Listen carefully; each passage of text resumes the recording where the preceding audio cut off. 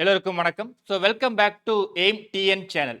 நம்ம இன்னைக்கு என்ன டாபிக் பார்க்க போறோம் அப்படின்னு பார்த்தீங்கன்னா, இன்றைய வருடத்தில் வரக்கூடிய குரூப் 4 எக்ஸாமை எந்த அளவுக்கு எப்படி படிச்சா ஈஸியா போஸ்டிங் வாங்கலாம் அப்படின்னு சொல்லக்கூடிய ஒரு டாபிக் தான் இன்னைக்கு நம்ம லெட்ஸ் டாக் சீரிஸ்ங்கிற டாபிக்ல நம்ம பேச போறோம்.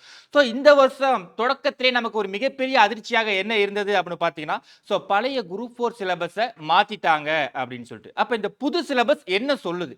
இந்த புது சிலபஸ் நீங்க படிச்சு பார்த்து என்ன புரிஞ்சுக்கிட்டீங்க அப்படிங்கறத ஃபர்ஸ்ட் கமெண்ட் பாக்ஸ்ல சொல்லுங்க.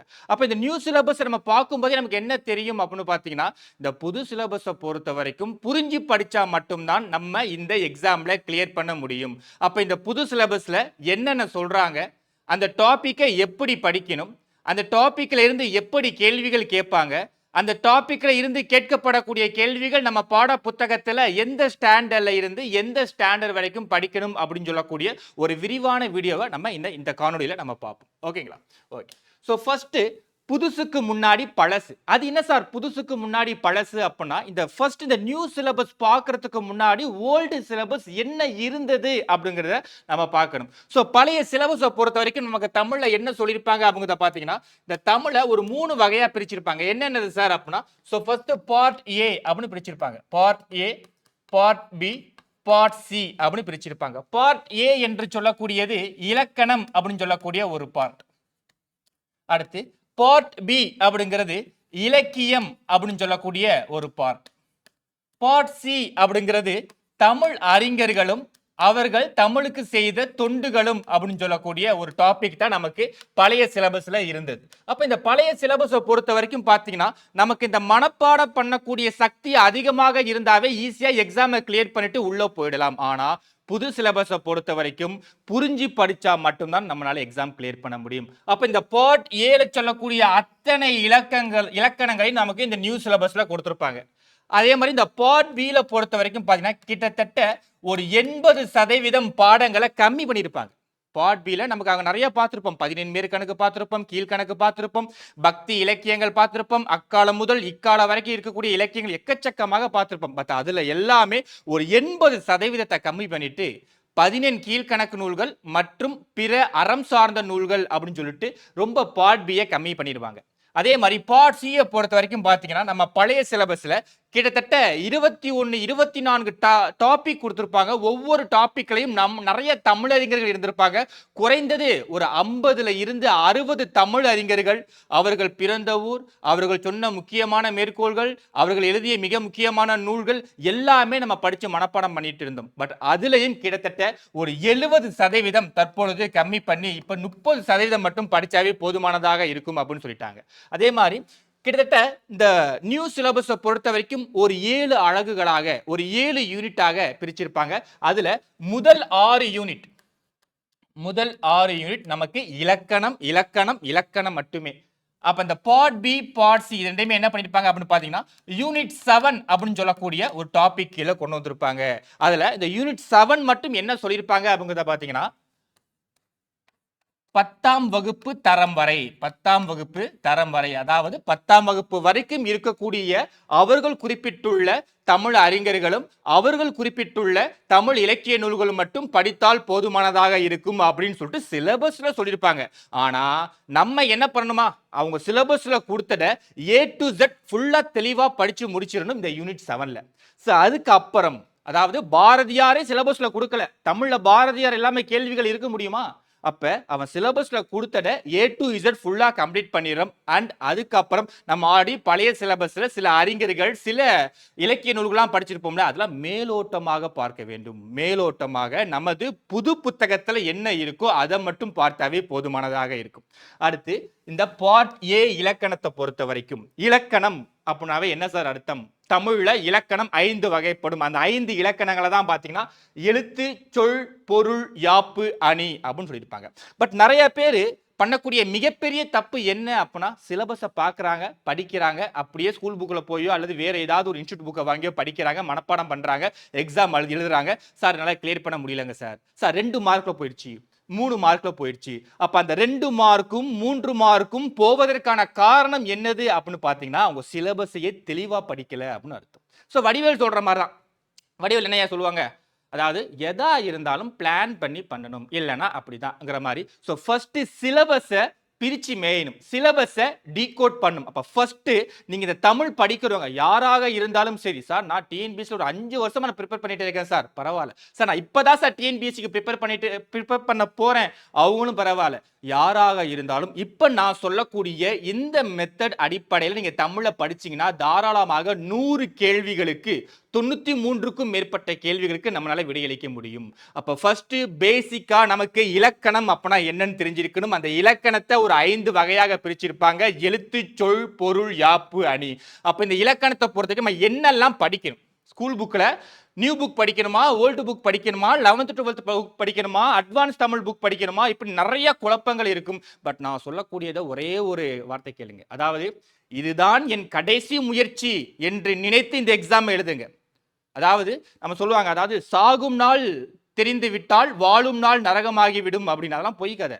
அதாவது நாளைக்கு இறந்து விடுவோம் என்று தெரிந்து விட்டால் இன்றே நமக்கான எல்லா வேலைகளையும் செய்து முடித்து விடுவோம். அதுபோல இந்த எக்ஸாம் தான் உங்களுடைய கடைசி எக்ஸாம், நீங்க நினைச்சு எழுதுங்க.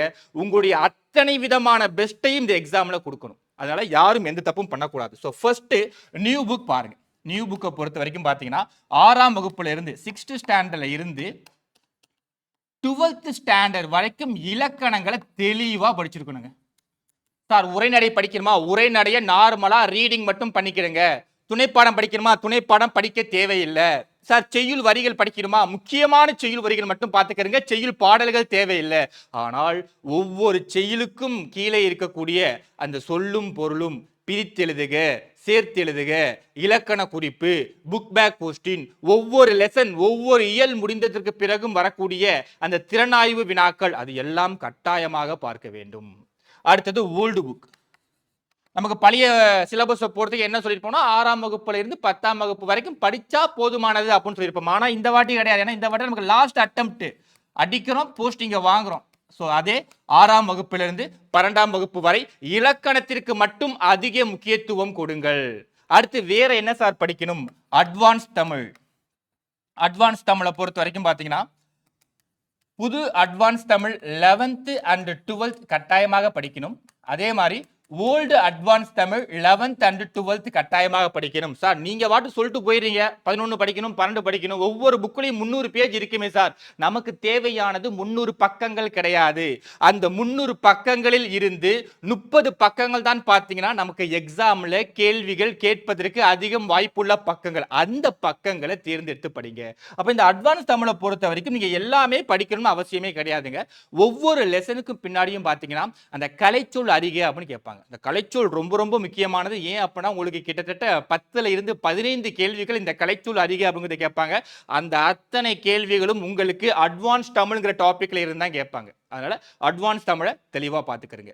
அதே மாதிரி அயற்சொல் தமிழ்ச்சொல், அயற்சொல்லில் இருந்து தமிழ் சொல்லை எப்படி மாற்ற வேண்டும், ஸோ அதற்கான கேள்விகளும் உங்களுக்கு அட்வான்ஸ் தமிழ்ல தான் இருக்கு. ஏன்னா இந்த group 2A Tamil language part பேப்பரை பார்க்கும்போது எல்லாருக்குமே ஷாக் ஆயிருக்கும். ஏன் அப்படின்னா இது வரைக்கும் நம்ம பார்த்திராத கேள்விகள் எல்லாம் அங்க நீங்க பார்த்திருப்பீங்க.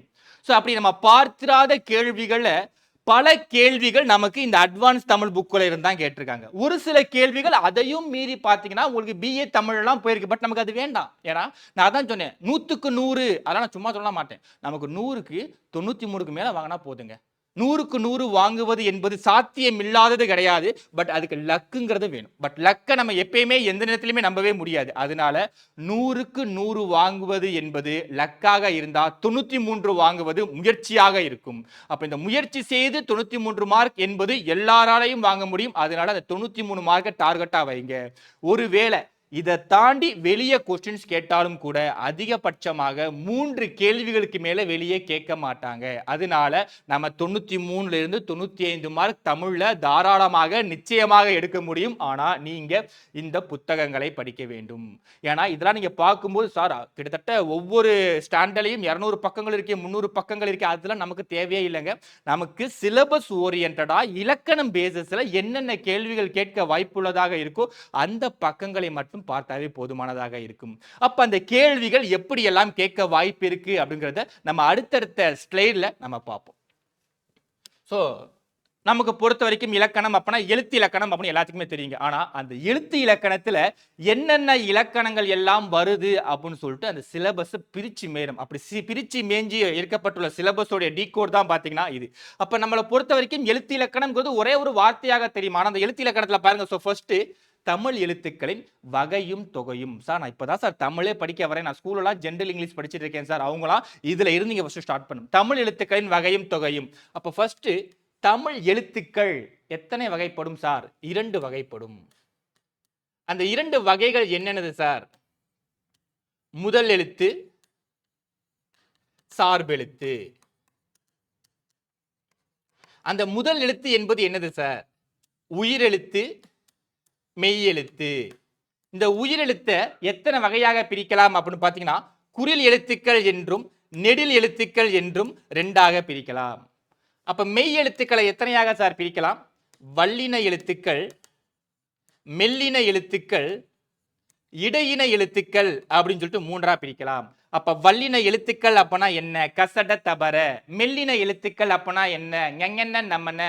இடையின எழுத்துக்கள் அப்படின்னா என்ன? எரல வளல. மேல மறக்காம புள்ளி வச்சுக்கணும், அப்படி வச்சாதான் அதெல்லாம் வல்லினம் மெல்லினம் இடையினமாக இருக்கு. அதுக்கப்புறம் சார்பெழுத்துக்கள் மொத்தம் 10 வகைப்படும். அந்த 10 வகைகள் என்னென்னது? உயிர்மெய் அப்படின்னா என்ன அர்த்தம்? உயிரெழுத்தும் மெய்யெழுத்தும் சேர்ந்து வரக்கூடிய எழுத்துக்கள் உயிர்மெய் எழுத்து. ஆயுதம் அப்படின்னா என்ன? உயிரிழப்படைங்கிறது என்னது? அந்த உயிரிழப்படையில எத்தனை வகைகள் இருக்கு? ஒற்றளப்படை அப்படின்னா என்ன? அந்த ஒற்றளப்படையில் மொத்தம் எத்தனை எழுத்துக்கள் வரும்? 11 எழுத்துக்கள் வரும். அந்த 11 எழுத்துக்களில் 10 எழுத்துக்கள் மெய்யெழுத்துக்கள். அந்த 10 மெய்யெழுத்துக்கள் என்னென்னது? அடுத்தது குற்றிய லுகரம் அப்படின்னா என்ன? குற்றிய லிகரம் அப்படின்னா என்ன?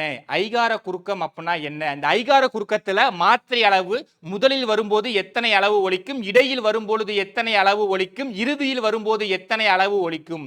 ஔகார குறுக்கம், மகர குறுக்கம், ஆயுத குறுக்கம் அப்படின்னு சொல்லிட்டு ஒவ்வொரு டாபிக்கையும் நம்ம ஃபர்ஸ்ட் கிளியர் அண்ட் கிளவரா தெளிவா ஃபர்ஸ்ட் படிச்சு முடிக்கணும். நம்ம இன்னைக்கு நம்ம படிக்கக்கூடிய தமிழ் அப்படிங்கிறது நம்ம எக்ஸாம் முடிச்சு போஸ்டிங் வாங்கினதுக்கு அப்புறமும் நமக்கு மறக்கக்கூடாது, அந்த அளவுக்கு தெளிவா படிக்கணும்.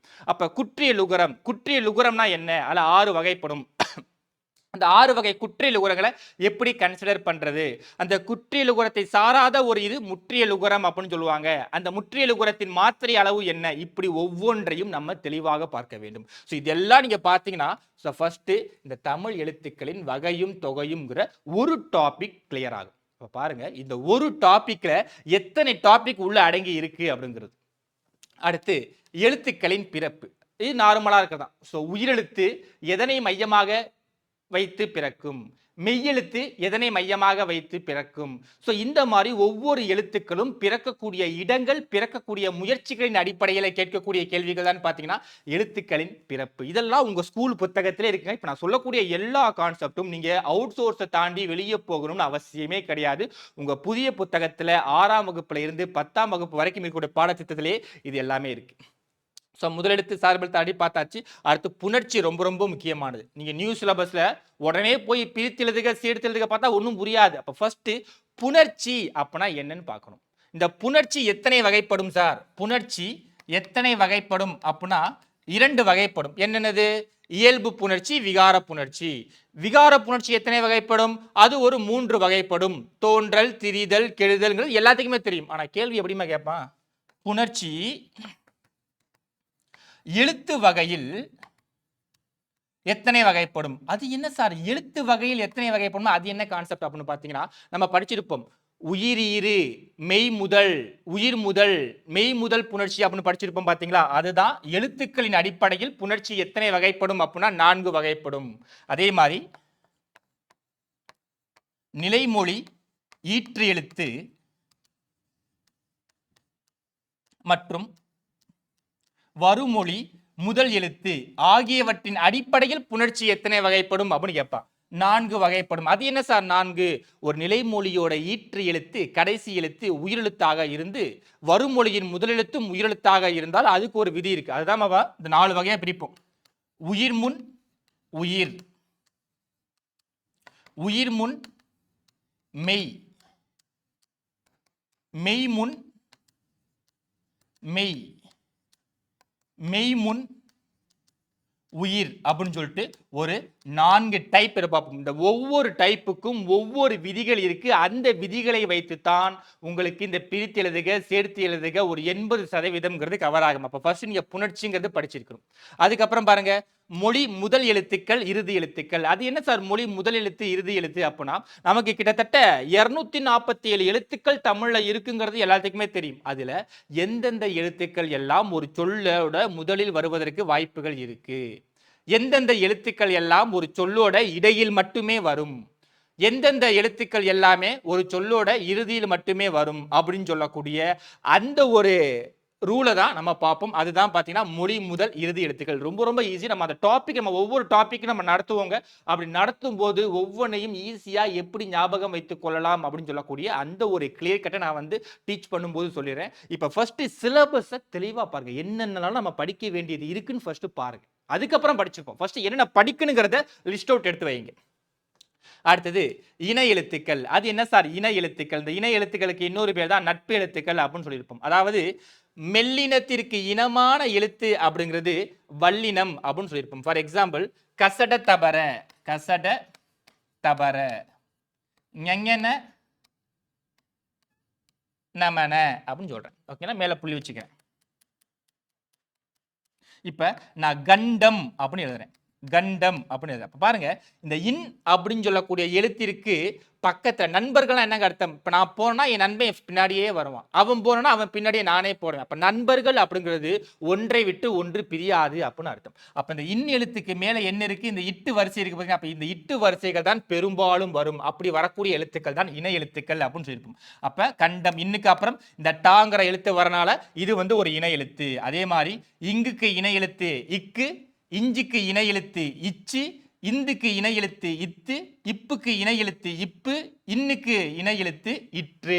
ஸோ இதுதான் இணை எழுத்துக்கள் அப்படின்னு சொல்லியிருப்போம். இதை தவிர்த்து வேறு சில இணை எழுத்துக்களும் இருக்கு. அதாவது ஆ குறிலுக்கு அதற்கு இனமான நெடில் எழுத்து அப்படிங்கிறது இணை எழுத்து அப்படின்னு சொல்லியிருப்பாங்க. ஆக்கு ஆ அப்படின்னு சொல்லியிருப்பாங்க, ஈக்கு ஈ அப்படின்னு சொல்லியிருப்பாங்க, உ ஊ அப்படின்னு சொல்லியிருப்பாங்க. அப்ப ஐக்கு என்ன சார் சொல்லியிருப்பாங்க அப்படின்னா ஈ அப்படின்னு சொல்லியிருப்பாங்க. அவுக்கு இணை எழுத்து என்னது என்ன அப்படின்னா ஊ அப்படிங்கிறது சொல்லியிருப்பாங்க. ஸோ இதுதான் இணை எழுத்துக்கள். இல்லை உங்களுக்கு கேள்விகள் எப்படிமா அது கேட்பாங்க? நம்ம நினைக்கிறோம் இலக்கணம் ஈஸியாக தான் இருக்கும் அப்படிங்கிறது. ஆனால் அந்த இலக்கணம் கேள்விகளை உங்களுக்கு டெஃபனிஷனாக கேட்டிங்கன்னா மாற்றிப்பீங்க. அதாவது கூற்று காரணம் அந்த அடிப்படையில் கேட்டிங்கன்னா மாற்றிப்பீங்க. அப்போ அவன் கூற்று எப்படிமா கேட்பான்? மெல்லினத்திற்கு இனமான எழுத்துக்கள் வல்லின எழுத்துக்கள். இது கூற்று 1. கூற்று 2, இடையின எழுத்துக்களுக்கு இன எழுத்துக்கள் வல்லின எழுத்து அப்படின்னு சொல்லியிருப்பான். இல்ல கூற்று 1 சரியா, 2 சரியா, 2மே சரியா, 2மே தப்பா அப்படின்னு பார்த்தீங்கன்னா இதுல கூற்று 1 மட்டும்தான் சரி. ஏன் அப்படின்னா இந்த இன எழுத்து இடையின எழுத்து இருக்கு பார்த்தீங்களா, இந்த இடையின எழுத்துக்கு இன எழுத்து அப்படிங்கிறது இடையின எழுத்துக்களாக மட்டும்தான் இருக்க முடியுமே தவிர்த்து வேற எந்த எழுத்துக்களும் வர வாய்ப்புகள் கிடையாது. அதுதான் இது இடையின எழுத்துக்கான இன எழுத்து. அடுத்து சுட்டு எழுத்துக்கள் அப்படின்னா என்னதான் அர்த்தம் அப்படின்னா ஒருவரை சுட்டி காண்பிக்கக்கூடிய எழுத்துக்களை சுட்டு எழுத்துக்கள் அப்படின்னு சொல்லியிருப்போம். ஃபார் எக்ஸாம்பிள் அந்த, அவன், அது, இது, இப்படி நம்ம எப்பப்பெல்லாம் இந்த சுட்டு விரலை காண்பித்து ஒரு பொருளை சுட்டுகிறோமோ ஒரு மனிதனை சுட்டுகிறோமோ அந்தந்த எழுத்துக்கள் எல்லாம் சுட்டு எழுத்துக்கள் அப்படின்னு சொல்லியிருப்பாங்க. அப்ப இந்த சுட்டு எழுத்துக்கள் மொத்தம் எத்தனை சார் இருக்கு அப்படின்னு பாத்தீங்கன்னா 3 எழுத்துக்கள் தான் இருக்கு. சுட்டு எழுத்துக்கள் மொத்தம் எத்தனை இருக்கு அப்படின்னா 3 எழுத்துக்கள் தான் இருக்கு. என்னென்ன எழுத்துக்கள் சார் அப்படின்னா ஆ இ உ. இந்த சுட்டு எழுத்துக்களை அவ நிறைய பிரிச்சிருப்பான். அகச்சுட்டு. அகச்சுட்டு என்றால் என்ன? ஒரு வார்த்தையில் சுட்டு எழுத்துக்களை நீக்கி அது பொருள் தராமல் இருந்தால் அது அகச்சுட்டு. ரொம்ப சிம்பிளா சொல்ல போனோம்னா அவன் அப்படின்னு நான் சொல்றேன், அவன் அப்படின்னு சொல்றேன். இல்ல சுட்டு எழுத்து எது? ஆங்கிற எழுத்து. இந்த ஆ எழுத்தை நீக்கிறேன். இந்த வன் என்பது பொருள் தருதா? பொருள் தரல. அப்ப இதுக்கு என்ன சார் பேரு அப்படின்னா அகச்சுட்டு அப்படின்னு பேரு. அடுத்து அவ் வீடு அப்படின்னு வார்த்தை இருக்கு. அவ் வீடு அப்படின்னு ஒரு வார்த்தை இருக்கு. இதுல இணை எழுத்துங்கிறது என்னது? ஆங்கிறது இணை எழுத்து. அப்ப இந்த இணை எழுத்தை நீக்கிறது. அந்த இணை எழுத்தை நீக்கினாவே ஆட்டோமேட்டிக்கா இந்த இவ்வுங்கிறதும் நீங்கிவிடும். அப்ப ரிமைனிங் இருக்கக்கூடியது வீடு. இந்த வீடு என்பது பொருள் தருகிறதா? பொருள் தருகிறது. அப்படி பொருள் தந்தால் அதை என்ன சொல்லுவோம்? புறச்சுட்டு அப்படின்னு சொல்லியிருப்போம். இதை தவிர்த்து எக்ஸ்ட்ரா ஒன்று சொல்லியிருப்பாங்க. அதாவது அவ் வீடு என்பதை அந்த வீடு என்று கூறினால் அது என்ன வகை சுட்டு அப்படின்னா சுட்டு திரிபு அப்படின்னு சொல்லியிருப்பாங்க. இதை தவிர்த்து அண்மை சுட்டு செய்மை சுட்டு அப்படின்னு ஒரு கான்செப்ட் இருக்கு. இதை தவிர்த்து அண்மை சுட்டு செய்மை சுட்டு அப்படின்னு ஒரு கான்செப்ட் இருக்கு. அது என்ன சார் அண்மை சுட்டு செய்மை சுட்டு? இப்ப பாருங்க, நான் இந்த ஒரே ஒரு ஸ்லைடு தான் வச்சிருக்கேன். வெறும் எழுத்து இலக்கணம் மட்டும்தான் பார்க்குறோம். இந்த எழுத்து இலக்கணத்துல எவ்வளவு இலக்கணங்கள் இருக்குங்கிறத பாருங்க. ஏன்னா நிறைய பேர் இந்த தமிழ், அதாவது இப்ப ஆல்ரெடி 2-3 வருஷம் படிச்சுட்டு இருக்கிறவங்களும் தெரியும் தமிழ் ரொம்ப கஷ்டமானது, பார்க்க தான் தமிழ் ரொம்ப ஈஸி, கிராமர் தானே, இலக்கணம் தானே, தமிழ் தானே, இப்பெல்லாம் நம்ம ஒரு காலத்துல ஏளனமாக பார்த்து கொண்டிருந்தோம். ஆனா இன்னைக்கு இந்த தமிழ் என்ற ஒரு சப்ஜெக்ட் தான் பாத்தீங்கன்னா ஒரு மனிதனுடைய வாழ்க்கையை நிர்ணயிக்கக்கூடிய ஒரு முக்கியமான சப்ஜெக்டா இருக்கு கவர்மெண்ட் எக்ஸாமை பொறுத்த வரைக்கும். அப்ப பாருங்க, சுட்டு எழுத்துக்களை பொறுத்த வரைக்கும் பாத்தீங்கன்னா அண்மை சுட்டு செய்மை சுட்டு அப்படின்னு இன்னொரு இதுவும் சொல்லியிருப்பாங்க. அது என்ன சார் அண்மை சுட்டு செய்மை சுட்டு? அண்மை அப்படின்னா என்ன அர்த்தம்? அருகில் அப்படின்னு அர்த்தம். செய்மை அப்படின்னா என்ன அர்த்தம்? தொலைவு அப்படின்னு அர்த்தம். ஒரு பையன் பக்கத்துல இருக்கான், ஒரு பையன் இங்கதான் இருக்கான்னு, அந்த பையனை எப்படி சொல்லுவேன்? இந்த பையன் அப்படின்னு சொல்றேன். அப்ப அருகில் இருப்பதால் அந்த மாணவனை இந்த பையன் அல்லது இம்மாணவன் அப்படின்னு சொல்றேன். அப்ப அருகில் இருப்பதால் அதை சுட்டி காண்பிக்கக்கூடிய எழுத்து என்பது இ. இப்ப இதே அந்த பையன் ரொம்ப தூரமா போய் நிக்கிறான், அப்ப நான் என்ன சொல்லியிருப்பேன்? அந்த பையன் அல்லது அம்மாணவன் அப்படின்னு சொல்லியிருப்பேன். அப்ப தொலைவில் உள்ளவற்றை சுட்டி காண்பிக்கக்கூடிய எழுத்து அப்படிங்கிறது ஆங்கிற எழுத்து. சார் நீங்க தான் சொன்னீங்க சுட்டி எழுத்து அப்படிங்கிறது ஆ இ உ அப்படின்னு சொன்னீங்க, ஆனா என்ன சொல்லிட்டீங்க, ஈனா என்னன்னு சொல்லிட்டீங்க, ஊனா என்ன சார் அர்த்தம் அப்படின்னா ரொம்ப பக்கத்துலயும் இல்லாம ரொம்ப தூரமாவும் இல்லாம நடுவுல இருக்காங்க பாத்தீங்களா, அந்த நடுவில் இருக்கக்கூடிய ஒரு பொருளையோ ஒரு நபரையோ சுட்டி காண்பிக்கக்கூடிய ஒரு எழுத்து தான் அப்படின்னா உ. அதாவது உது, உவன், இந்த மாதிரி எழுத்துக்கள் இடைநிலையில் நிற்கக்கூடிய ஒரு பொருளையோ ஒரு மாணவனையோ குறிப்பிடக்கூடிய சொற்கள். ஆனால் இது தற்காலத்தில் பயன்பாட்டில் கிடையாது, இது தற்காலத்தில் பயன்பாட்டில் இல்லை, அவ்வளவுதான். ஸோ இதை மட்டும் நீங்க தெரிஞ்சுக்கிட்டீங்கன்னாவே போதும், சுட்டு எழுத்துக்கள் அப்படிங்கிறது ஓவர். அதே மாதிரி வினா எழுத்துக்கள், நிறைய பேர் தப்பு பண்ணக்கூடிய கொஸ்டின், வினா என்பது வேறு, வினா எழுத்துக்கள் என்பது வேறு. வினா எத்தனை வகைப்படும் அப்படின்னா 6 வகைப்படும். அது என்னென்ன சார் அப்படின்னா அறிவினா, அறியா வினா, ஐய வினா, குழல் வினா, கொடை வினா, ஏவல் வினா, இதுதான் 6 வகை வினாக்கள். வினா எழுத்துக்கள் அப்படிங்கிறது மொத்தம் 5 தான் இருக்கு. அது என்னென்னது சார் அப்படின்னா எய்யா, அ ஓ ஏ, அவ்வளவுதான். ஒரு ஹிந்தி வார்த்தை மாதிரி ஞாபகம் வச்சுக்கிறீங்க, எய்யா அ ஓ ஏ அப்படின்னு ஞாபகம் வச்சுக்கிறீங்க. இந்த ஏ யா என்பன ஒரு சொல்லோடைய முதலில் வரக்கூடிய வினா எழுத்து. அப்ப ஆ ஓனா என்ன சார் அர்த்தம்? ஒரு சொல்லோடைய இறுதியில் வரக்கூடிய வினா எழுத்து. அப்ப ஏனா என்ன சார் அர்த்தம்? இந்த ஏ எனும் வினா எழுத்து ஒரு சொல்லோட முதலிலும் வரலாம் அல்லது இறுதியிலும் வரலாம், அப்படிப்பட்ட ஒரு வினா எழுத்தை தான் ஏ அப்படின்னு சொல்லியிருப்போம். என்ன சார் ஏதாவது எக்ஸாம்பிள் சொல்லுங்க. இச்செயலை செய்தது யார் அப்படின்னு கேட்கிறேன். இச்செயலை செய்தது யார்? யார் என்பது இல்ல யா என்பது என்னது? ஒரு சொல்லோட முதலில் வரக்கூடிய வினா எழுத்து. அவனுக்கு தெரியுமோ அப்படின்னு கேட்கிறேன். அவனுக்கு தெரியுமோ அப்படின்னு கேட்கிறேன். தெரியுமோ, இந்த மோவை எப்படி பிரிச்சு எழுதுவீங்க? இம்மு கூட்டல் ஓ அப்படின்னு பிரிச்சுவீங்களா? அப்ப இந்த ஓ என்பது என்ன அர்த்தம்?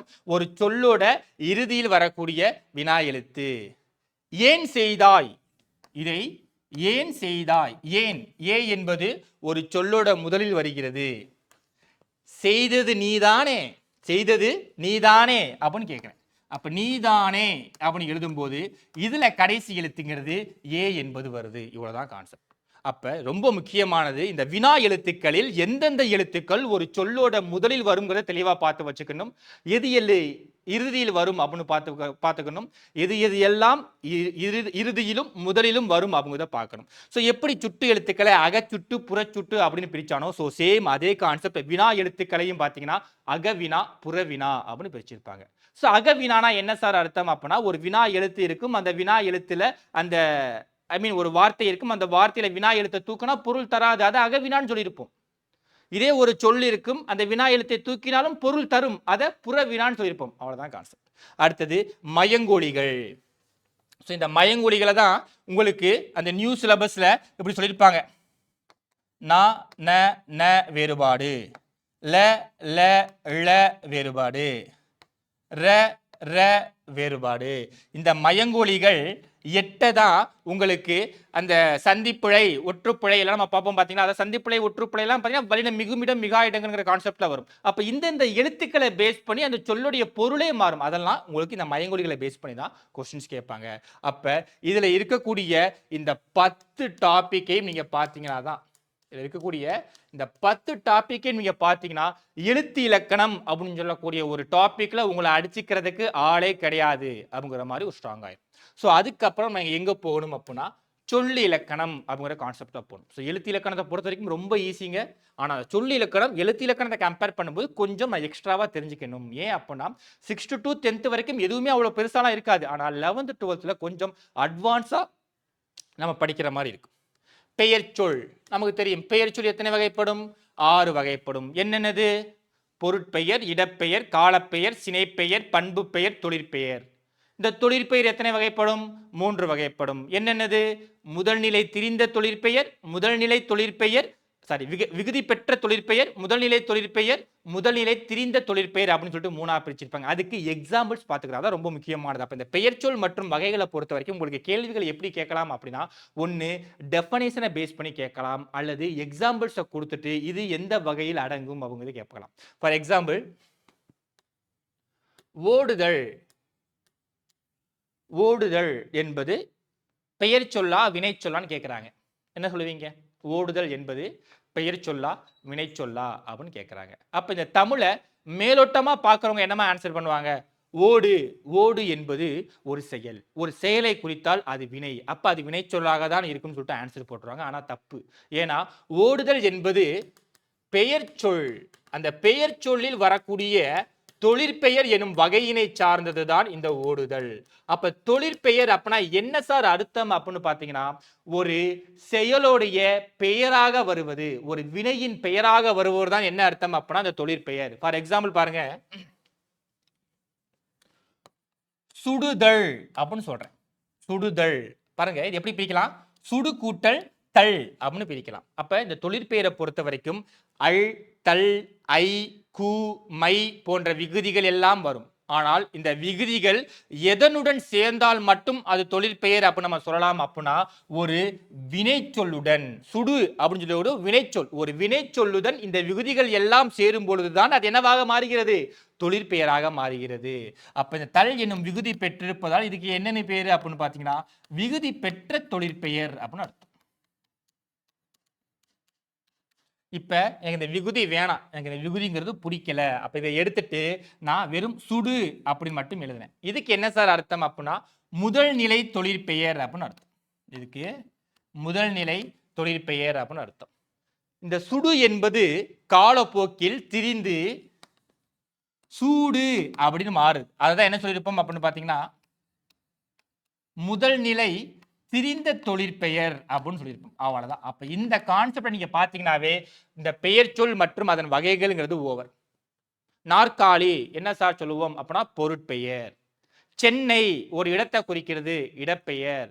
காலை, மாலை, மாதங்கள், வாரங்கள், நேரங்கள் இது எல்லாம் காலப்பெயர். தலை, கை, கால், மூக்கு, செடி, கொடி, பழம் இது எல்லாம் ஒரு உறுப்பு, சினைப்பெயர்ல வரும். அன்பு, பண்பு, குணம், வண்ணம், வட்டம், வடிவம், எண்கள் இது எல்லாம் பண்பு பெயர் வரும். இந்த பண்பு பெயர் ரொம்ப ரொம்ப முக்கியமானது. ஏன் அப்படின்னா, இந்த பண்பு பெயர் எதை எதெல்லாம் குறிக்குங்கிறத பாருங்க. ஒரு பண்பு, இந்த பையன் ரொம்ப பண்பா இருக்கான், அப்ப அதாவது குணமாக இருக்கிறான், அப்ப குணம் என்பது வரும். அடுத்து அளவு, பெரிய மரம், பெரிய என்பது அளவை குறிக்கிறது அல்லவா? அளவை குறித்தாலும் அது பண்பு பெயர் தான். எண்ணிக்கை அதுவும் பண்பு பெயர் தான். நிறம் அதுவும் பண்பு பெயர் தான். கருங்குவளை அப்படின்னு சொல்றோம். கருப்பு, வெள்ளை, சிவப்பு இதெல்லாம் பண்பு பெயர்ல தான். அடுத்து வடிவம், இவன் வட்டமாக உள்ளான், சதுரமாக உள்ளான், முக்கோணமாக உள்ளான். இந்த மாதிரி வடிவங்களை பேஸ் பண்ணி சொல்லக்கூடியதும் என்னதான்? பண்பு பெயர் தான். இப்படி இந்த ஒரு சின்ன சின்ன கான்செப்டை மட்டும் நீங்க பாத்தீங்கன்னாவே அந்த பெயர் சொல் மற்றும் அதன் வகைகள்ங்கிறது ஓவர். அடுத்தது வினைச்சொல் மற்றும் வகைகள். இந்த வினைச்சொல் ரொம்ப ரொம்ப முக்கியமானதா தெளிவா பார்த்துக்கணும். ஏன் அப்படின்னு பாத்தீங்கன்னா, இந்த வினைச்சொல்லை பொறுத்த வரைக்கும் என்னென்னலாம் பார்ப்போங்கிறத ஃபர்ஸ்ட் சொல்லிடுறேன். ஃபர்ஸ்ட் வினை முற்று பார்ப்போம், வினை எச்சம் அப்படின்னு பார்ப்போம், தெரிநிலை வினைமுற்று அப்படின்னு ஒன்று பார்ப்போம், குறிப்பு வினைமுற்று அப்படின்னு ஒன்று பார்ப்போம். வியங்கோள் வினைமுற்று அப்படின்னு பார்ப்போம்.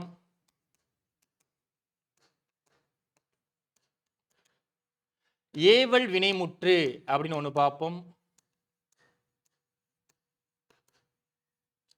அடுத்தது வினை யாரணையும் பெயர் அப்படின்னு ஒன்று பார்ப்போம்.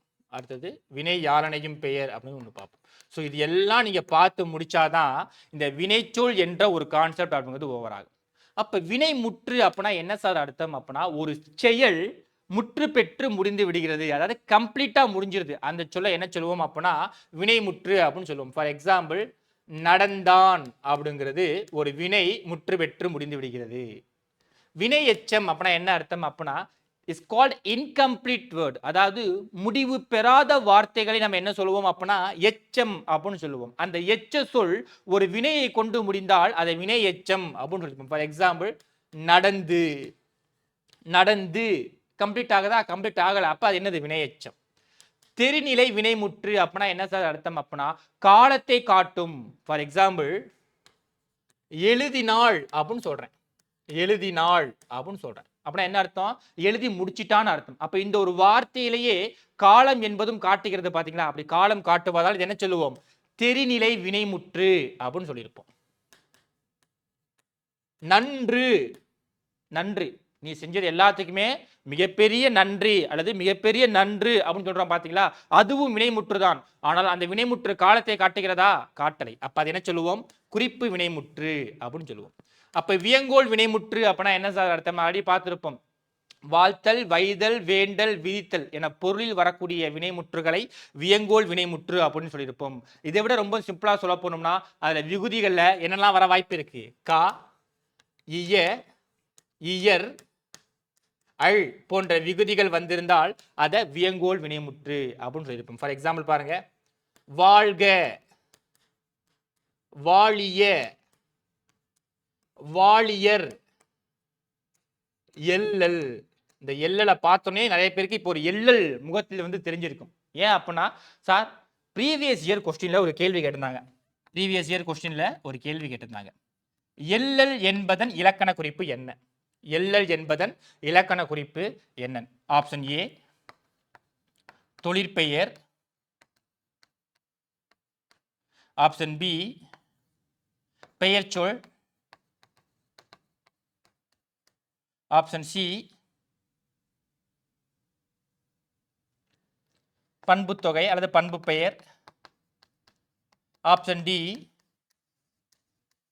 மேற்கண்ட எதுவும் இல்லை அப்படின்னு கொடுத்துருந்தான். இந்த ஒரு கேள்வி 2019 ஒரு டிபார்ட்மெண்ட் எக்ஸாம்ல கேட்கப்பட்ட கேள்வி. இந்த கேள்வியை பார்த்த உடனே எல்லாரும் போடப்பட்ட விடைங்கிறது தொழிற்பெயர் தான் ஆன்சர் அப்படின்னு கொடுத்துருந்தாங்க. ஏன் சார் தொழிற்பெயருங்கிறது ஆன்சர் கொடுத்துருந்தாங்க அப்படின்னா சொல்றேன், ஏன்னா இந்த இலக்கணம்ங்கிற கான்செப்டை தெரியாம படிக்கிறாங்க பாத்தீங்களா, ஸோ அவங்க எல்லாம் போட்டு தொழிற்பெயர் தான். ஏன் அப்படின்னா சார் எல் கூட்டல் அல், அள் என்ற ஒரு விகுதி வந்தா அது தொழிற்பெயராக இருக்கலாம். நான் தான் சொன்னேன் தொழிற்பெயர்ங்கிறது இந்த விகுதிகளை மட்டுமே வைத்து பார்க்க கூடாது. இந்த விகுதிகள் எதனுடன் போய் சேர வேண்டும், ஒரு வினைச்சொல்லுடன் போய் சேர்ந்தாதான் அது தொழிற்பெயர். அப்ப எல்லுங்கிறது வினைச்சொல்லா கிடையாது, அப்பனா தொழிற்பெயர்ங்கிறது ஆன்சரே கிடையாது. ஆனா நிறைய பேர் தொழிற்பெயர்ங்கிறது ஆன்சரா கொடுத்துருந்தாங்க.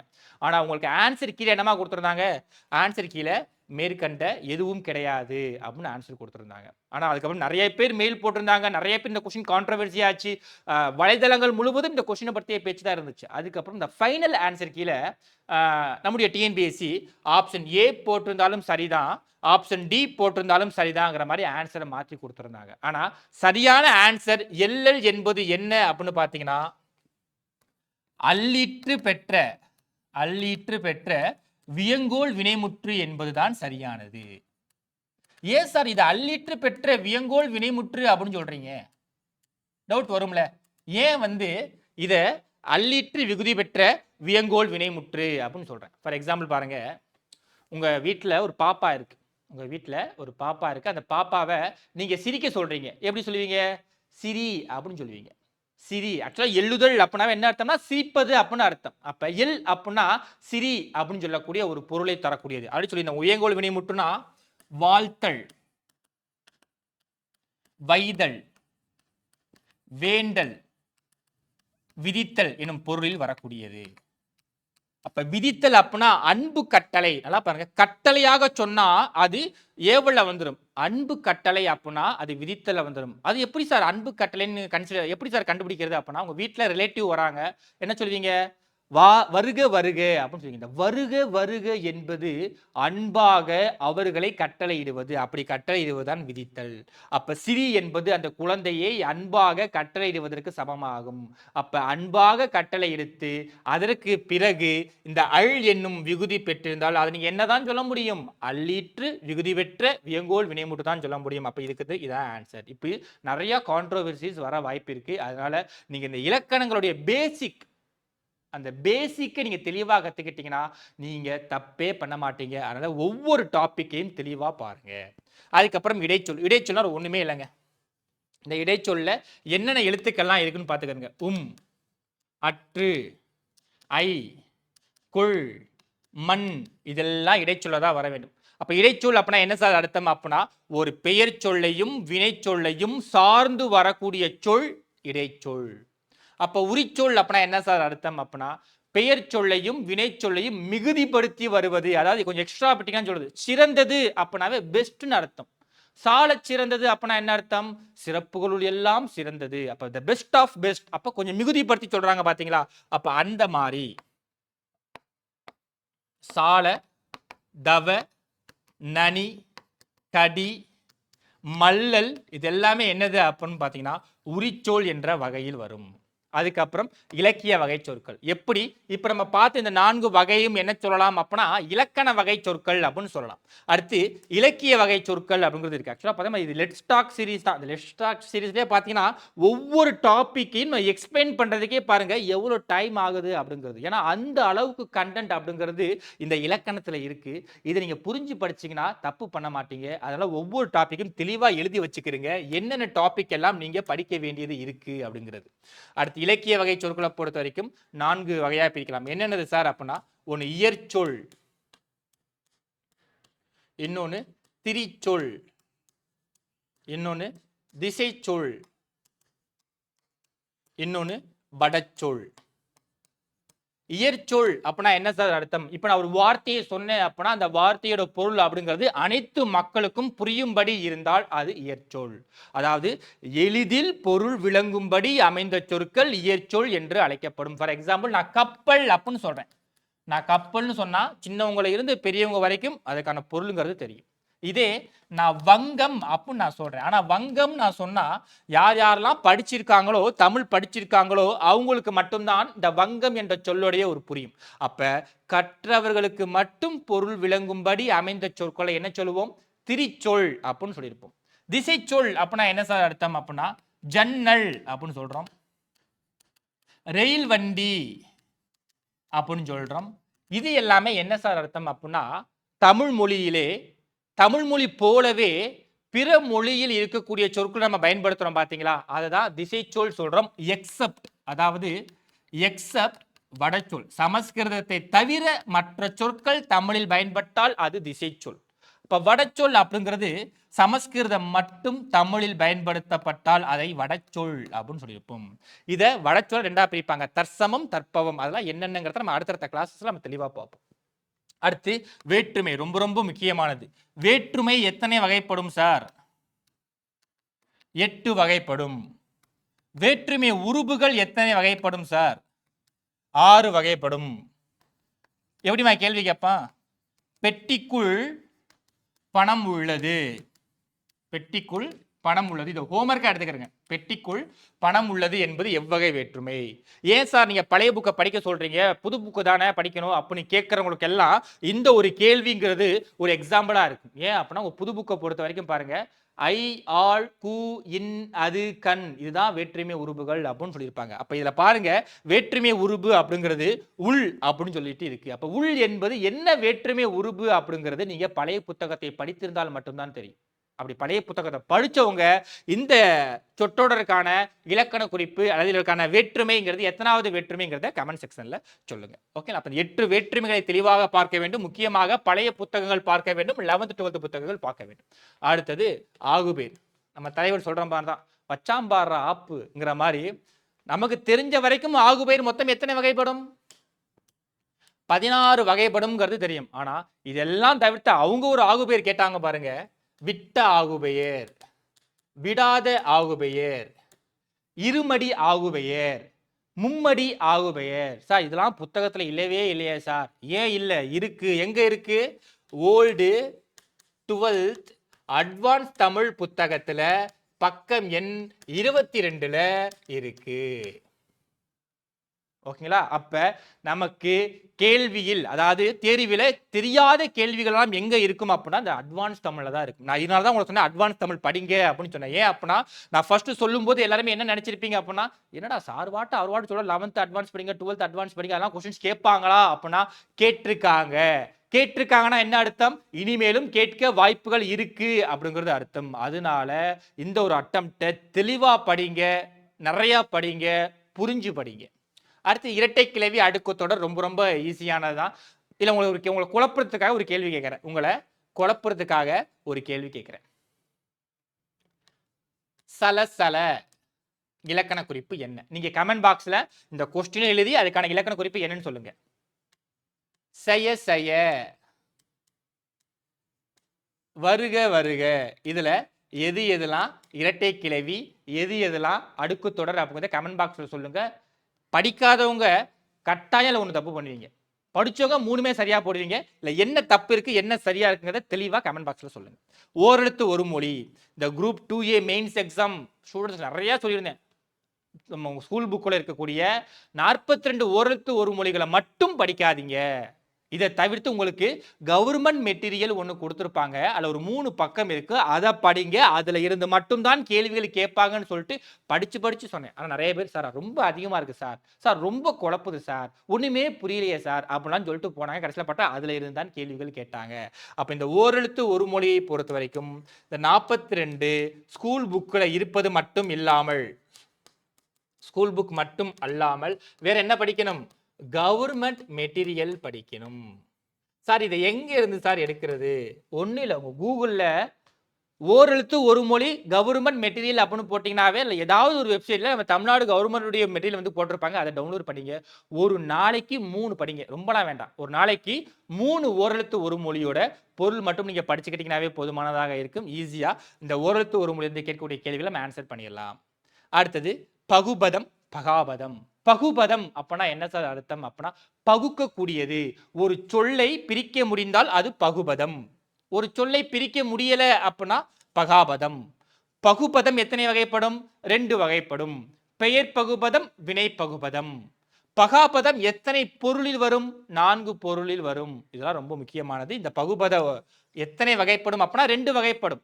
பகுபத உறுப்புகள் எத்தனை வகைப்படும் அப்படின்னு பார்த்தீங்கன்னா 6 வகைப்படும். அப்ப இந்த 6 என்னென்னது? பகுதி, விகுதி, இடைநிலை, சந்தி, சாரியை, விகாரம்.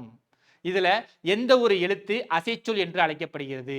இதில் எந்த ஒரு எழுத்துக்கு மாற்றாக இத் எனும் எழுத்து வந்தால் எழுத்து பேரு என்று அழைக்கப்படுகிறது? இதில் திணைப்பால் எண் காட்டக்கூடிய உறுப்பு எது?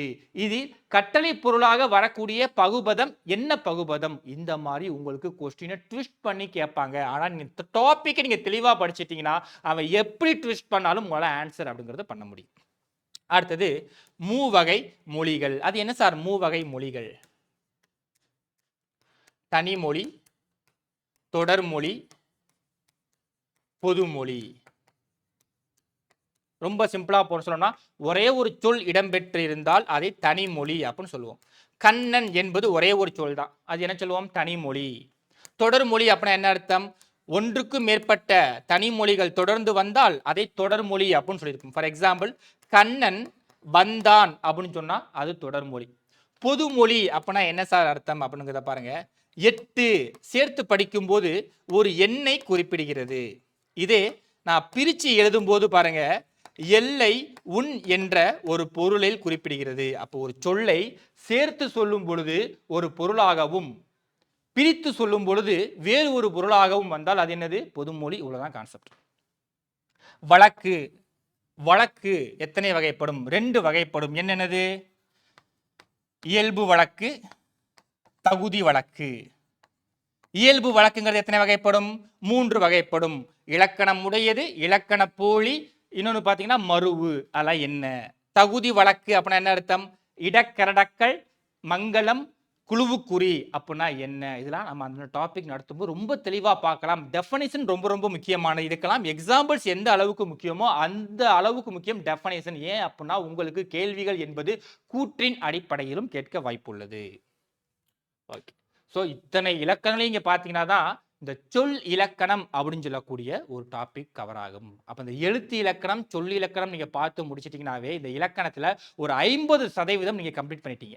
அடுத்த ஒரு 50% தான் பார்த்தீங்கன்னா பொருள் இலக்கணம். இந்த பொருள் இலக்கணத்தை பொறுத்த வரைக்கும் பொருளை ரெண்டா பிரிப்பாங்க. ஒன்று அகப்பொருள், புறப்பொருள். அகப்பொருள் அப்படின்னா என்ன சார் அர்த்தம் அப்படின்னு பார்த்தீங்கன்னா ஒரு மனிதனுடைய அகவாழ்வு சம்பந்தப்பட்டது, ஒழுக்கம் சம்பந்தப்பட்டது, அதான் அகவாழ்வு. இதில் என்னெல்லாம் படிப்போம் அப்படின்னா அகப்பொருள் எத்தனை வகைப்படும் அப்படின்னா 7 வகைப்படும். என்னென்னது சார்? குறிஞ்சி, முல்லை, மருதம், நெய்தல், பாலை, கைக்கிளை, பெருந்திணை அல்லது பெருங்காமம் அல்லது பொருந்தா காமம் அப்படின்னு சொல்லியிருப்போம். அப்ப இந்த அகப்பொருளை பொறுத்த வரைக்கும் ஒவ்வொரு திணைக்குரிய முதற் பொருள் அப்படிங்கிறது என்ன? முதற் பொருள் அப்படின்னா என்ன அர்த்தம் அப்படின்னா அந்த நிலத்துடைய பொழுது, அந்த நிலம் என்பது எதனை சார்ந்தது அப்படின்னு வரும். ஃபார் எக்ஸாம்பிள் குறிஞ்சி அப்படின்னாவே மலையும் மலை சார்ந்த இடமும் அப்படிங்கிற மாதிரி பார்க்கிறோம். அடுத்தது கருப்பொருள். கருப்பொருள் அப்படிங்கிறது இந்த முதற் பொருளை சார்ந்து வரக்கூடிய அல்லது இயங்கக்கூடிய கருப்பொருள். அந்த நிலத்தில் வாழக்கூடிய மக்களுடைய பெயர் என்ன, அந்த மக்கள் செய்யக்கூடிய தொழில் என்ன, அந்த மக்களுடைய இசை என்ன, அதில் இருக்கக்கூடிய விலங்கு என்ன, அதில் இருக்கக்கூடிய பண் என்ன அப்படின்னு சொல்லிட்டு கிட்டத்தட்ட கருப்பொருள் மொத்தம் எத்தனை இருக்கும் அப்படின்னா 14. இது எக்ஸாம்ல கேட்க வாய்ப்பு இருக்கு. தமிழர்களுடைய கருப்பொருளின் எண்ணிக்கை எவ்வளவு அப்படின்னு எக்ஸாம்ல கேட்க வாய்ப்பு இருக்கு. அடுத்தது உரிப்பொருள். உரிப்பொருள் அப்படின்னா என்ன அர்த்தம்னா அந்தந்த திணைகளில் வாழக்கூடிய மக்களுடைய ஒழுக்க வழக்கங்களை, ஒழுக்க நலன்களை பற்றி கூறுவது உரிப்பொருள். இருக்கா ஷார்ட்கட் இருக்குங்க. புனிதமாக இருக்கும் ஊரில் இறைவன் பிறப்பான். அப்ப குறிஞ்சி அப்படின்னா என்ன சார் அர்த்தம் அப்படின்னா புணர்தலும் புணர்தல் நிமித்தமும். அப்படியே முல்லை, மருதம், நெய்தல், பாலைக்கு என்னென்னங்கிறது ஷார்ட்கட்ல நம்ம ஒவ்வொரு கிளாஸஸ் நடத்தும் போதும் நம்ம தெளிவா சொல்லுவோம். அதே மாதிரி புறப்பொருள். புறப்பொருள் இலக்கணம் அப்படின்னு சொல்லியிருப்போம். புறப்பொருள் அப்படின்னாவே என்ன அர்த்தம் அப்படின்னா ஒரு மனிதனுடைய வீரம், கல்வி, புகழ், கொடை, வள்ளல் இதை பற்றி சொல்லக்கூடியதான் என்னது அப்படின்னா புறப்பொருள் இலக்கணம். அப்ப இந்த புறப்பொருள் இலக்கணம் மொத்தம் எத்தனை சார் இருக்கு அப்படின்னா புறப்பொருள் வெண்பா மாலை என்ற இலக்கண நூலில் குறிப்பிட்டுள்ளபடி 12 புறப்பொருள் இலக்கணம் இருக்கு. இதே புறநானூறுல எத்தனை புறப்பொருள் இலக்கணம் இருக்கு அப்படின்னு சொல்லியிருப்பாங்க அப்படின்னா 11 தான் சொல்லியிருப்பாங்க. எந்த ஒன்று சொல்லியிருக்க மாட்டாங்கிறத கமெண்ட் பாக்ஸ்ல சொல்லுங்க. தொல்காப்பியத்துல இதே புறப்பொருள் இலக்கணத்தை வெறும் 7 தான் சொல்லியிருப்பாங்க. அந்த 7ங்கிறத எதை ரெண்டை கம்பைன் பண்ணி அது ஒன்னா சொல்லியிருப்பார். இதெல்லாம் நம்ம தெளிவா தெரிஞ்சு வச்சிருக்கணும். இது நீங்க ரெண்டுமே பார்த்தீங்கன்னா பொருள் இலக்கணம்ங்கிறது ஓவர். அடுத்தது யாப்பு இலக்கணம். யாப்பு இலக்கணம் எத்தனை வகைப்படும்? எழுத்து, அசை, சீர், தலை, அடி, தொடை என்று 6 வகைப்படும். அல்ல எழுத்து எத்தனை வகைப்படும், அசை எத்தனை வகைப்படும், சீர் எத்தனை வகைப்படும். ஒரு சொல்லை கொடுத்து அந்த சொல்லுக்கான சீர் பிரிக்கிறதுனா எப்படி பிரிக்கணும், அதுக்கான அசையோட வாய்ப்பாடு என்னது, தலை அப்பனா என்ன அர்த்தம், நேரொன்றாசிரிய தலை அப்பனா என்ன அர்த்தம், நிறையொன்றாசிரிய தலை அப்பனா என்ன அர்த்தம், இயற்சீர் வெண்டலை அப்பனா என்ன அர்த்தம், கலித்தலை அப்பனா என்ன அர்த்தம், இயற்சீர் வெண்டலை, வெண்சீர் வெண்டலை, கலித்தலை, ஒன்றிய வஞ்சித்தலை, ஒன்றாத வஞ்சித்தலை அப்படின்னு சொல்லிட்டு இந்த தலை அப்படிங்கிறது 7 வகைப்படும். அப்ப ஒவ்வொரு தலையோட வாய்ப்பாடு எப்படி இருக்கும் சார்? நீங்க வாட்டு ஏதோ பாட்டு பாடுற மாதிரி சொல்லிட்டு போயிடுறீங்க, நாங்க எப்படி சார் படிக்கிறது அப்படின்னு சொல்லிட்டு எல்லாத்துக்கும் ஒரு கேள்வி இருக்குங்க. இது வந்து ஜஸ்ட் ஒரு ஓவர் வியூ மாதிரி தான். ஸோ இதெல்லாம் நீங்க வந்து ஜஸ்ட் லிசன் பண்ணுங்க, ஓ இதெல்லாம் இருக்கா அப்படிங்கிறது. பட் அந்த டாபிக் வரும்போது ஒவ்வொன்றையும் எப்படி ஈஸியாக ஞாபகம் வைத்துக் கொள்ள வேண்டும் அப்படின்னு சொல்லக்கூடிய ஷார்ட்கட்டை நான் கட்டாயம் சொல்லுவேன். ஓகேங்களா? அப்ப நேரொன்றாசிரிய தலை, நிறையொன்றாசிரிய தலை, இயற்சீர் வெண்டலை, கலித்தலை, ஒன்றிய வஞ்சித்தலை, ஒன்றாத வஞ்சித்தலை அப்படின்னு சொல்லிட்டு ஒரு 7 வகைகள் இருக்கும். அதே மாதிரி பாருங்க அழகிடுதல் அப்படின்னு அதாங்க இந்த சீரை வந்து அழகிடுவாங்க, அதான் பிரச்சனை. இது அடுத்து பா. பா எத்தனை வகைப்படும்? வெண்பா, ஆசிரியப்பா, களிப்பா, வஞ்சிப்பா. வெண்பா எத்தனை வகைப்படும் சொல்லுங்க பார்ப்போம். வெண்பா எத்தனை வகைப்படும்? நானே உங்களுக்கு ஆப்ஷன் தரேன். ஆப்ஷன் ஏ 4 வகைப்படும், 5 வகைப்படும், 6 வகைப்படும். நீங்க சொல்லுங்க பார்ப்போம். வெண்பா 4 வகைப்படுமா, 5 வகைப்படுமா, 6 வகைப்படுமா? ஏன் அப்படின்னா உங்க ஸ்கூல் புக்ல இந்த 3மே கொடுத்துருக்கான். அப்ப இந்த 3ல இருந்து எதை சார் நம்ம தெளிவா பெஸ்ட் ஆன்சரா நம்ம கண்டுபிடிக்கணும், அது ஒரு இருக்கு. அதே மாதிரி ஆசிரியப்பா எத்தனை வகைப்படும்? 4 வகைப்படும். அந்த ஆசிரியப்பா என்னென்னது, அந்த எந்த ஒரு பாடலை இது வெண்பான்னு சொல்லலாம், எந்த ஒரு பாடலை ஆசிரியப்பான்னு கண்டுபிடிக்கலாம், அதுக்குன்னு சொல்லிட்டு சில ரூல்ஸ் அண்ட் ரெகுலேஷன்ஸ் இருக்கு. அந்த ரூல்ஸ் அண்ட் ரெகுலேஷன்ஸ்லாம் நம்ம யாப்பு இலக்கணம் நம்ம நடத்தும் போது தெளிவா பார்ப்போம். ஓகேங்களா? அடுத்தது அணி இலக்கணம். சார் புது சிலபஸ்ல தான் அணியே இல்லையே, நாங்க ஏன் அணி இலக்கணம் படிக்கணும் அப்படின்னு சொல்லிட்டு நிறைய பேருக்கு கொஸ்டின் வரும். நான் இதுதான் நிறைய சொல்லியிருந்தேன். எப்பயுமே நம்ம பண்ணக்கூடிய தப்பு அப்படின்னா, இது சிலபஸ்ல இல்ல, இது கேட்க மாட்டாங்க, நம்ம இதை படிக்க வேண்டாம் அப்படின்னு யாருமே இருக்கக்கூடாது. இந்த எக்ஸாம்ல நீங்க எடுக்கக்கூடிய ஒவ்வொரு முயற்சியும் ஒவ்வொரு மதிப்பெண்ணாக உங்களை வேலைக்கு கொண்டு போய் உட்கார வைக்கணும். அதுக்கு நான் சொல்லக்கூடிய எல்லாமே நீங்க படிச்சுதான் ஆகணும். ஓகேங்களா? அப்ப அணி இலக்கணம் நம்ம ஸ்கூல் புக்கை பொறுத்த வரைக்கும் நமக்கு மொத்தம் எத்தனை அணிகள் இருக்கும் அப்படின்னா 15 அணிகள் தான் இருக்கும். அப்ப இதுல இருந்து எப்படி சார் கேள்விகள் கேட்பாங்கிறத பாருங்க. இந்த அணி இலக்கணத்தை மையப்படுத்திய உங்க புது சிலபஸ்ல ஒரு இது கேட்பாங்க. அதாவது பொருந்தாத சொல்லை கண்டறிக அப்படின்னு கேட்டிருக்காங்களா? அப்ப எப்படின்னு கேட்டிருப்பாங்கன்னா, கீழ்கண்டவற்றுள் வேறுபட்ட ஒன்றை தேர்ந்தெடு அப்படின்னு சொல்லியிருப்பாங்க. அப்ப அந்த 4 ஆப்ஷன்ல 3 ஆப்ஷன்ல உவமை அணி சம்பந்தப்பட்ட திருக்குறளை கொடுத்திருப்பாங்க. ஒரு திருக்குறள் வேறு ஒரு அணி சம்பந்தப்பட்ட குறளை கொடுத்திருப்பாங்க. அப்ப ஃபர்ஸ்ட் அணி இலக்கணத்தை நீங்க தெரிஞ்சிருந்தாதான் அந்த குறள் எந்த அணியை சார்ந்ததுங்கிறத நீங்க தெரிஞ்சு வச்சிருக்க முடியும். அப்ப இந்த 15 அணிகளையும் கட்டாயமாக படித்து வைத்திருக்க வேண்டும். உவமை அப்படின்னா என்ன, உருவகம் அப்படின்னா என்ன, எடுத்துக்காட்டு உவமை அணி அப்படின்னா என்ன, ஏகதேச உருவக அணி அப்படின்னா என்னங்கிறத தெளிவா எடுத்து வச்சுக்கிறீங்க. இதெல்லாம் ஒரு நோட்டு போட்டு நான் சொல்லக்கூடிய சிலபஸ்ல எங்கெங்க படிக்கணும், என்னென்ன படிக்கணுங்கிறத எழுதி வச்சுக்கிறீங்க. இதெல்லாம் நம்ம டாபிக் நடத்தும் பொழுது ஒவ்வொன்றையும் கிளியர் கட்டா புக்ல எந்தெந்த குறளுக்கு என்னென்ன எக்ஸாம்பிள்ஸ் கொடுத்திருக்காங்க, இதை ஏன் உவமை அணின்னு சொன்னாங்கங்கிற விளக்கத்தை நம்ம கிளாஸ் நடத்தும் போது பார்ப்போம். அடுத்தது பொது இலக்கணம். சார் இலக்கணம் 5 வகைப்படும் சொன்னீங்க. நாங்களும் தடுமாறி இந்த 5 இலக்கணத்தை எழுதி முடிச்சா இது என்ன சார் சம்பந்தமே இல்லாம பொது இலக்கணம் ஒரு டாபிக் கொடுத்திருக்கீங்களே அப்படின்னு பாத்தீங்கன்னா, இந்த 5 இலக்கணங்களிலும் சாராத இந்த 5 இலக்கணங்களிலும் சாராத உங்க பள்ளி புத்தகத்தில் இருக்கக்கூடிய வேறு சில இலக்கணங்களை பொது இலக்கணம் அப்படின்னு மையப்படுத்தி அதுல இருக்கு கேட்கப்படக்கூடிய கேள்விகள் தான் இந்த பொது இலக்கணம் அப்படின்னு சொல்லக்கூடியது. அப்ப வலுநிலை, வளாநிலை, வலுவமைதி. வலுநிலை அப்படின்னா என்ன சார் அர்த்தம் அப்படின்னு பாத்தீங்கன்னா, இலக்கிய முறையில் இருந்து பிறழ்ந்து அல்லது பிரிந்து வழங்கக்கூடிய சொற்கள், அதாவது தவறான சொற்களை வலுநிலை அப்படின்னு சொல்லுவோம். இலக்கண முறைப்படி சரியாக அமைந்த சொல்லை வளாநிலை அப்படின்னு சொல்லுவோம். இலக்கண முறைப்படி தப்புங்க. இலக்கண முறைப்படி தவறு என்றாலும் இலக்கண ஆசிரியர்களால் ஏதேனும் ஒரு காரணம் கருதி தவறு இல்லை என்று ஒப்புக்கொள்ளப்படுவது வலுவமைதி. அந்த ஏதேனும் ஒரு காரணம் சொல்றீங்களா சார், அது என்னதான் சார் காரணம் அப்படின்னா, அந்த ஏதேனும் காரணம் அப்படிங்கிறது உவப்பின் காரணமாக அல்லது உறுதியின் காரணமாக,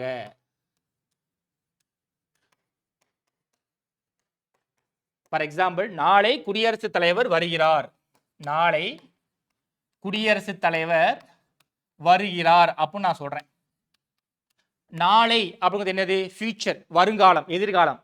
வருகிறார் அப்படின்னா என்ன அர்த்தம், நிகழ்காலம். சார் அப்ப தப்பு தானே சார், இலக்கண முறைப்படி தப்பு தான், ஆனா கட்டாயமாக நிச்சயமாக உறுதியாக அவர் நாளை வருவார் என்ற உறுதித்தன்மையின் காரணமாக இதை நம்ம என்னன்னு சொல்லுவோம், வலுவமைதி அப்படின்னு சொல்லுவோம்.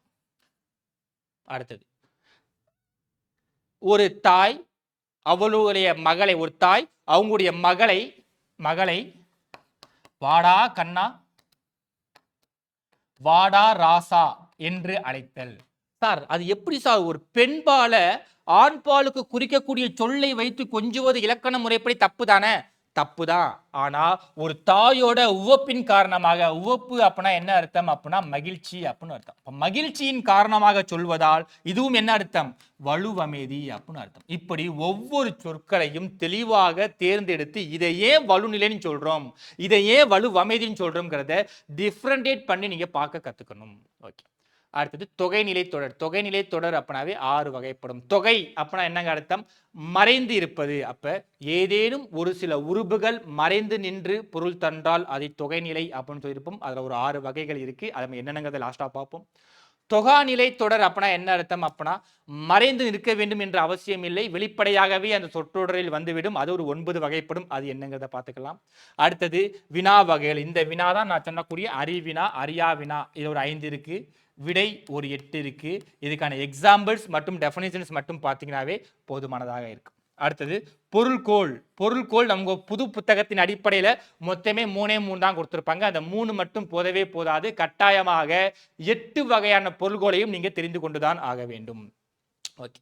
அடுத்தது ரொம்ப ரொம்ப முக்கியமான டாபிக் வல்லினம் மிகும் இடம் மிகா இடம். ஏன் அப்படின்னா இந்த வல்லினம் மிகும் இடம் மிகா இடம் இதை நீங்க படிச்சா மட்டும்தான் உங்க புது சிலபஸ்ல இருக்கக்கூடிய இந்த சந்திப்பிழை, ஒற்றுப்பிழை, பிழையற்ற தொடர் எல்லாத்துக்குமே ஆன்சர் பண்ண முடியும். இது உங்க புது புக்களையும் பழைய புதிய புக்கையும் ஒரு பாக்ஸ் மாதிரி கொடுத்துருப்பாங்க. இதை தவிர்த்து வர என்னென்ன சொற்களை எல்லாம் வல்லினம் என்பது புள்ளி வைத்த எழுத்துங்கிறது வரும், இதெல்லாம் வராதுங்கிறத தெளிவாக பார்த்து வச்சுக்கிறீங்க. அதே மாதிரி தொடர் இலக்கணம். தொடர் இலக்கணம் அப்படின்னா என்ன சார் அர்த்தம் அப்படின்னா ஒரு சொற்றொடரில் எது எழுவாய், எது செயல்படு பொருள், எது பயனிலை என்று தெரிந்து கொள்ள வேண்டும். அப்போ ஒரு சொற்றொடருடைய சப்ஜெக்ட் அதான் எழுவாய், அந்த சப்ஜெக்ட் செய்யக்கூடிய வேலை அப்படிங்கிறது செயல்படு பொருள். அதை செஞ்சு முடிச்சோன்னு ஒரு ரிசல்ட் வரும் பார்த்தீங்களா, அந்த ரிசல்ட் தான் பயனிலை அப்படின்னு சொல்லியிருப்போம். அடுத்தது சார் இன்னும் முடியலையா, ஓல்டு சிலபஸே இவ்வளோ இருக்கே, நாங்கள் நியூ சிலபஸ்க்கு எப்போதான் சார் போவோம் அப்படின்னு சொல்லக்கூடிய உங்களுடைய அந்த மைண்டில் கேட்கக்கூடிய கொஸ்டின் எனக்கு நல்லாவே கேட்குதுங்க. பட் இதெல்லாம் நீங்கள் படித்தாதான் இந்த நியூ சிலபஸ் அப்படிங்கிறது ஹூ அப்படிங்கிற மாதிரி இருக்கும். இல்லை அப்படின்னா நியூ சிலபஸ் அந்த அளவுக்கு இருக்கும். எதை படிக்கிறது, என்ன படிக்கிறது, எப்படி படிக்கிறதுன்னு சொல்லிட்டு போட்டு குழப்பிட்டு இருப்பீங்க. ஆனால் அப்படி குழப்பக்கூடிய உங்கள் ஃப்ரெண்ட்ஸுக்கு இந்த வீடியோஸ் அனுப்புங்க. இந்த வீடியோஸ் நீங்கள் உட்காந்து பார்த்தீங்கன்னா உங்களுக்கு கிளியர் கட்டாக தெரிஞ்சிடும் எது எதெல்லாம் உங்களுக்கு கொஸ்டின்ஸ் கேட்க வாய்ப்பு இருக்குது அப்படிங்கிறது. ஓகேங்களா? ஓகே. அடுத்தது கருத்து வகை வாக்கியங்கள் அப்படின்னு சொல்லி ஒரு கொஸ்டின் இருக்கும். அந்த கருத்து வகை வாக்கியங்களை ஒரு 4 வகையாக பிரிச்சிருப்பாங்க. அதாவது செய்தி வாக்கியம். செய்தி வாக்கியம் அப்படின்னா என்ன அர்த்தம்? திருவள்ளுவர் திருக்குறளை இயற்றினார். ஒரு சொல் அதற்கான பொருளை தெளிவாக கூறினால் அது செய்தி வாக்கியம். கட்டளை வாக்கியம் அப்படின்னா என்ன அர்த்தம்? அதிகாலையில் துயில் எழு அப்படின்னு கட்டளை இடுறேன். அதிகாலையில் துயில் எழு, செல், வா, இந்த மாதிரி கட்டளை இடக்கூடிய சொற்கள், ஏவல் விடக்கூடிய சொற்களை நான் கட்டளை வாக்கியம் அப்படின்னு சொல்றேன். உனது திருக்குறள் நூலை தா அப்படின்னு சொல்றேன். அது என்னது? கட்டளை வாக்கியம். வினா வாக்கியம் அப்படின்னா என்ன அர்த்தம்? ஒரு கொஸ்டினா கேட்கக்கூடியது. திருக்குறளை எழுதியவர் யார் அப்படின்னு நான் கேட்டேன்னா அது வினா வாக்கியம். உணர்ச்சி வாக்கியம்ங்கிறது என்ன? என்னேதான், என்னே திருக்குறளின்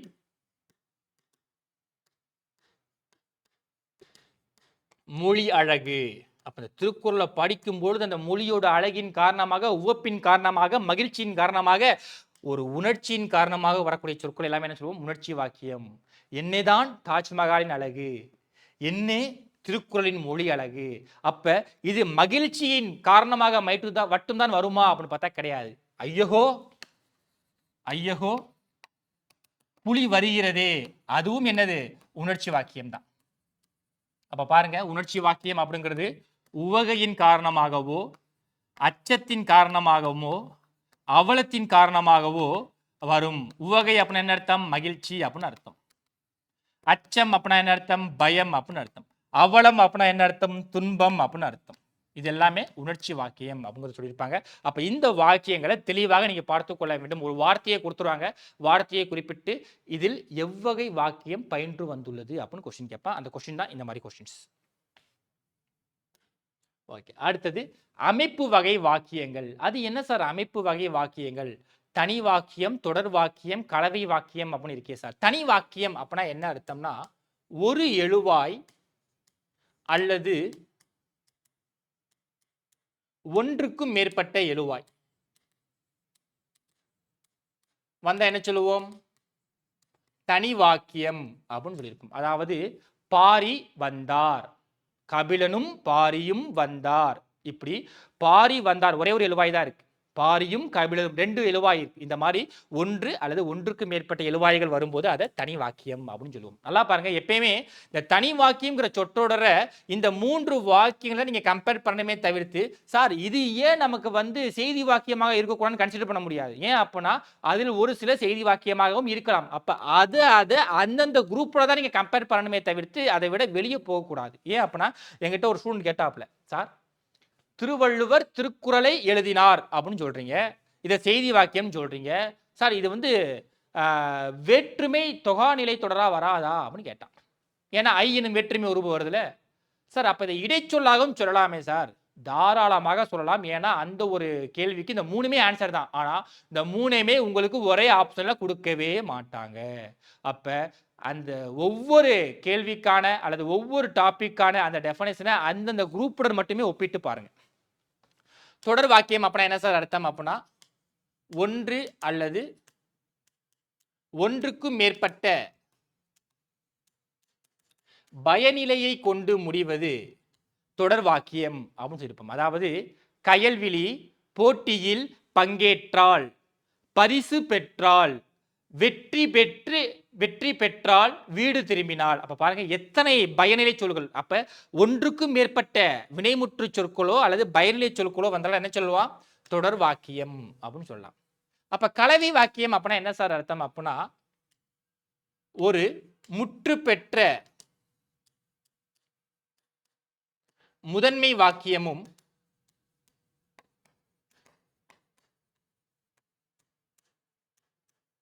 முற்று பெறாத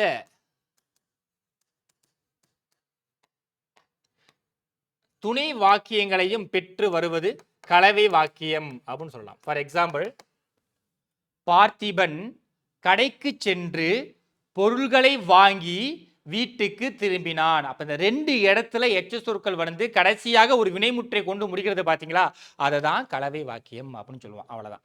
அதே மாதிரி பாருங்க, இந்த வினை வகை வாக்கியங்கள் நிறைய பேருக்கு கன்ஃபியூஸ் ஆகக்கூடியதே இதுதான் சார். உடன்பாட்டு வினை, எதிர்மறை வினை, செய்வினை, செயற்பாட்டு வினை, தன்வினை, பிறவினை. நல்லா பாருங்க, எப்பயுமே தன்வினையை பிறவினையோட தான் நீங்க கம்பேர் பண்ணணும். செய்வினையை செயற்பாட்டு வினையோட தான் கம்பேர் பண்ணணும். உடன்பாட்டு வினையை எதிர்மறை வினையோட தான் கம்பேரிட்டிவ் பண்ணும். ஆனால் எக்ஸாமில் உங்களுக்கு அப்படி கம்பேர் பண்ணி கொஸ்டின் கேட்கறது இல்லை. ஏன்னா ஒரு கொஸ்டின் கொடுத்துட்றாங்க. ஃபார் எக்ஸாம்பிள், பாடம் படித்தான், பாடம் படித்தான், என்ன சொல்லுவீங்க? தன்வினை அப்படின்னு சொல்லுவீங்க. கவிதா உரை படித்தாள், அதை செய்வினை அப்படின்னு சொல்றீங்க. சார் ரெண்டுமே ஒன்று தானே சார், அப்போ ஏன் சார் தன்வினைன்னு சொல்றீங்க, இதை ஏன் செய்வினை அப்படின்னு சொல்றீங்கன்னா அதுக்கு சில ரூல்ஸ் அண்ட் ரெகுலேஷன்ஸ் இருக்கு. ஏன் அப்படின்னா நீங்க ரெண்டையுமே ரெண்டுக்குமான விடையாகவும் சொல்லலாம். ஆனால் அந்த ரெண்டுல எது பெஸ்ட் ஆன்சரா வருதுன்னு பார்க்கணும். நல்லா பாருங்க, ரெண்டுமே ஆன்சர் தான். ஆனால் அந்த ரெண்டுல எது பெஸ்ட் ஆன்சரா வருதுங்கிறத பார்க்கணும். அதுக்கு சில ரூல்ஸ் அண்ட் ரெகுலேஷன்ஸ்ங்கிறது இருக்கு. அதெல்லாம் நம்ம டாபிக் நடத்தும் போது நம்ம பார்ப்போம். ஓகேங்களா? உடன்பாட்டு வினை அப்படின்னா என்ன அர்த்தம்? காமராஜரை அனைவருக்கும் தெரியும். எதிர்மறை வினை வாக்கியம் அப்படின்னா என்ன அர்த்தம்?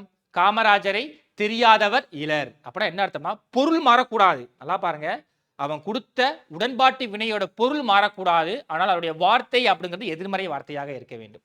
செய்வினை அப்படின்னா என்ன அர்த்தம்? பேகன் போர்வை வழங்கினான். ரொம்ப சிம்பிளா சொல்ல போனோம்னா பேகன் போர்வையை வழங்கினான். சார், ஐ எனும் வேற்றுமை உருபு மறைந்தோ வெளிப்படையாகவோ வந்தால் அது செய்வினை அப்படின்னு சொல்லுவோம். இதே செயற்பாட்டு வினையை எப்படி மாத்துவீங்க? பேகனால் போர்வை வழங்கப்பட்டது அப்படின்னு எழுதுவீங்க. பேகனால் போர்வை வழங்கப்பட்டது, இதை செயற்பாட்டு வினை அப்படின்னு சொல்லியிருப்பீங்க. அப்ப செயற்பாட்டு வினைங்கிறது இப்படி மட்டும்தான் வருமா அப்படின்னு பார்த்தா கிடையாது. அதோடைய விகுதி உண்டான், ஆயிற்று, போயிற்று, போனது வந்தாலும் அதுவும் என்னதான்? செயற்பாட்டு வினைதான். கோவலன் கொலை உண்டான், உண்டான் எனும் விகுதி இடம்பெற்றுள்ளதால் செயற்பாட்டு வினை. கண்ணாடி உடைந்து போயிற்று, பணம் காணாமல் போனது, சட்டி உடைந்து போயிற்று, இந்த மாதிரி விகுதிகள் எல்லாம் வரும் பொழுதும் அதுவும் என்னதான் சொல்ல வேண்டும்? செயற்பாட்டு வினையாக தான் சொல்ல வேண்டும். அடுத்தது தன்வினை. பாரி உண்டான் என்பது தன்வினை. பிறைவினை அப்படின்னா என்ன அர்த்தம்? பாரி உண்பித்தான் அப்படின்னு அர்த்தம். அப்ப இந்த வி, பி போன்ற விகுதிகள் இடம்பெற்று இருந்தாவே அது என்னவாக தான் இருக்க வேண்டும் அப்படின்னா பிறவினையாக தான் இருக்க வேண்டும். அது மட்டும் அல்லாமல் தன்வினைக்கும் செய்வினைக்கும் என்ன சார் மேஜர் டிஃபரன்ஸ் அப்படின்னா என்ன அர்த்தம் பாருங்க. தன்வினை அப்படின்னா நான் ஒரு செயல் செய்கிறேன், நான் ஒரு செயல் செய்கிறேன், அந்த செயல் எனக்கு மட்டுமே பலன் அளித்தால் அது தன்வினை. பாடம் படித்தேன், நான் பாடம் படிச்சா நான் பாஸ் ஆவேன், நான் நல்லா செட்டில் ஆவேன், இதெல்லாம் உங்களுக்கு யூஸ் இருக்கா? இல்லை. அப்ப பாடம் படித்தேன் என்பது தன்வினை. செய்வினை அப்படின்னா என்ன சார் அர்த்தம்? கவிதா உரை படித்தாள். அப்ப கவிதா ஒரு புக்கை எடுத்து படிக்கிறா, அந்த படிக்கக்கூடிய அந்த ஒரு வார்த்தையை நீங்க எல்லாம் கேட்டு பயன்பெறுகிறீர்கள். அப்ப கவிதா செய்யக்கூடிய ஒரு செயல் மற்றவர்களுக்கும் பலனளித்தால் அது என்னது? செய்வினை. இவ்வளவுதாங்க கான்செப்ட். ஓகேங்களா? ஓகே, அவ்வளவுதாங்க. ஸோ இப்போ போலாமா புதுசுக்கு? ஸோ கிட்டத்தட்ட 1.5 மணி நேரம் ஓல்டு சிலபஸை நம்ம எக்ஸ்பிளைன் பண்ணியிருந்தோம். ஏன் அப்படின்னா இந்த ஓல்டு சிலபஸ் என்னன்னு தெரிந்திருந்தால் மட்டும்தான் இந்த புது சிலபஸ்ல உங்களால் எதை படிக்கணும், எங்கே படிக்கணும், எப்படி ஸ்கோர் வாங்க முடியுங்கிற ஒரு ஐடியாங்கிறது கிடைக்கும். ஸோ இப்போ போகலாம். புதுசுக்கு. ஸோ உங்களோட புது சிலபஸை பொறுத்த வரைக்கும் பார்த்தீங்கன்னா ஒரு பெரிய பிடிஎஃப்ல கொச்சமுச்சியா எழுதி கொடுத்துருப்பாங்க. அதில் என்ன சொல்ல வரான், ஏது சொல்ல வரான் அப்படின்னு நிறைய ஸ்டூடெண்ட்ஸுக்கு புரியாமல் இருந்திருக்கு. ஸோ அதை டீகோட் பண்ணி பிரித்து வச்சிருக்கக்கூடியது தான் இந்த அழகு 1 இலக்கணம். அப்போ இந்த அழகு 1 குறிப்பிடப்பட்டுள்ள இலக்கணத்தில் கிட்டத்தட்ட 25 மார்க், அதாவது 25% ஆஃப் மார்க் உங்களுக்கு இருந்தால் கேட்பாங்க. அப்போ இந்த பிரித்து எழுதுதல், சேர்த்து எழுதுதல், எதிர்ச்சொல் அப்படிங்கிறது எல்லாத்துக்குமே என்னமா நினைச்சிட்டு இருப்பீங்க, சார் அதெல்லாம் ரொம்ப ஈஸி சார், அதெல்லாம் ஈஸியாக நம்ம வந்து ஆன்சர் பண்ணிடலாம் அப்படின்னு நினைச்சிருப்பீங்க. ஆனால் உங்கள் 11th 12th அட்வான்ஸ் தமிழில் இருக்கக்கூடிய சில பிரித்தெழுது சேர்த்தெழுது, உங்க பழைய 11th and 12th இருக்கக்கூடிய பிரித்தெழுது சேர்த்துல ரொம்ப கான்ட்ரவர்சியா இருக்கும். ஏன் அப்படின்னா எல்லா பிரித்தெழுதுக சேர்த்தெழுதுகளுக்கும் புணர்ச்சி விதிங்கிறது பயன்படாது, ரொம்ப முக்கியமானது. ஏன் அப்படின்னா நான் ஒரு ரூல் சொல்றேன் பாருங்களேன், நான் ஒரு எக்ஸாம்பிள் சொல்றேன்.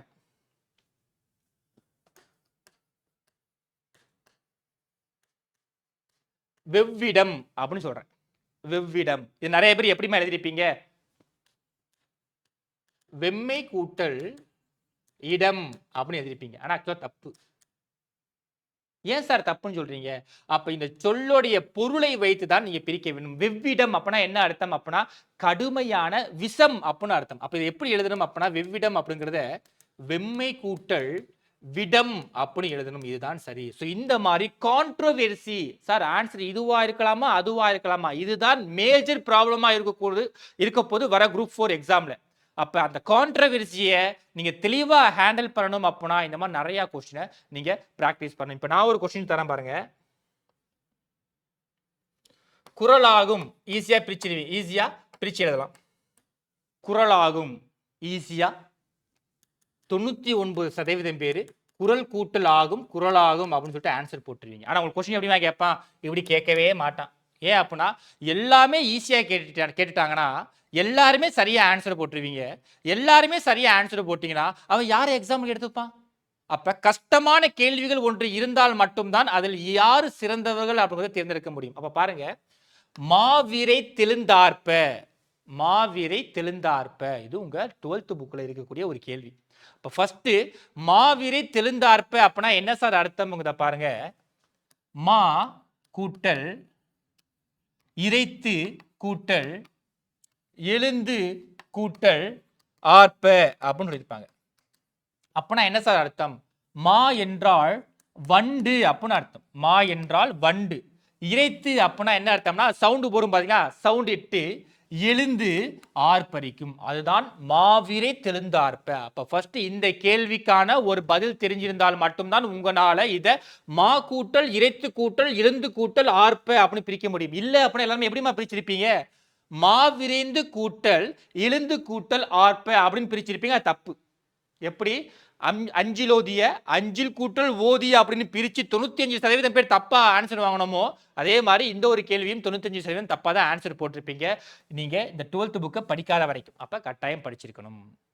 தன்னிகர் ஒன்றில்லை இதை எப்படி பிரிச்சிருவீங்க, இதை ஹோம்வொர்க் எடுத்துக்கிறங்க. இதை தன்னிகர் ஒன்றில்லை. இப்ப நான் எப்படி இந்த மாவிரை தெளிந்தார்ப்ப என்பதை பொருளை மையமாக வைத்து பிரித்து எழுதணும், அதே மையமாக வைத்து இந்த தன்னிகர் ஒன்றிலைக்கு என்ன ஆன்சர் வரும் அப்படிங்கிறத நீங்க பார்க்கணும். அப்ப கட்டாயமாக இந்த பிரித்து எழுது சேர்த்து எழுது எதிர்ச்சொல் அப்படிங்கிறது உங்களுடைய 11th 12th புத்தகத்துக்கு அதிகமாக இம்பார்ட்டன்ட் கொடுங்க. அதுவும் ஓல்டு புக்குக்கும் அட்வான்ஸ் தமிழுக்கும் ரொம்ப முக்கியத்துவம் கொடுங்க. சந்திப்பிழை எழுத்துப்பிழை ஒற்றுப்பிழை இதெல்லாம் பார்த்தீங்கன்னா இந்த வல்லினம் மிகும் இடம் மிகா இடம் இதனை மையமாக வைத்து நீ ஈஸியா ஆன்சர் பண்ணலாம். பட் இதுல எப்படி சார் கொஸ்டின்ஸ் கேட்பேன், இப்போ ஜஸ்ட் ஒரு எக்ஸாம்பிளா சொல்றாங்க, சின்ன எக்ஸாம்பிளா நான் சொல்றேன். பட் நம்ம இன்னொரு கிளாஸ்ல ஒவ்வொரு டாபிக்ல இருந்தும் எப்படி கேள்விகள் கேட்பாங்க அப்படின்னு நம்ம இன்னொரு வீடியோவாவே போடுவோம். இப்போ ஜஸ்ட் ஒரு எக்ஸாம்பிளுக்காக மட்டும் நான் சொல்றேன். ஃபார் எக்ஸாம்பிள் பாருங்க,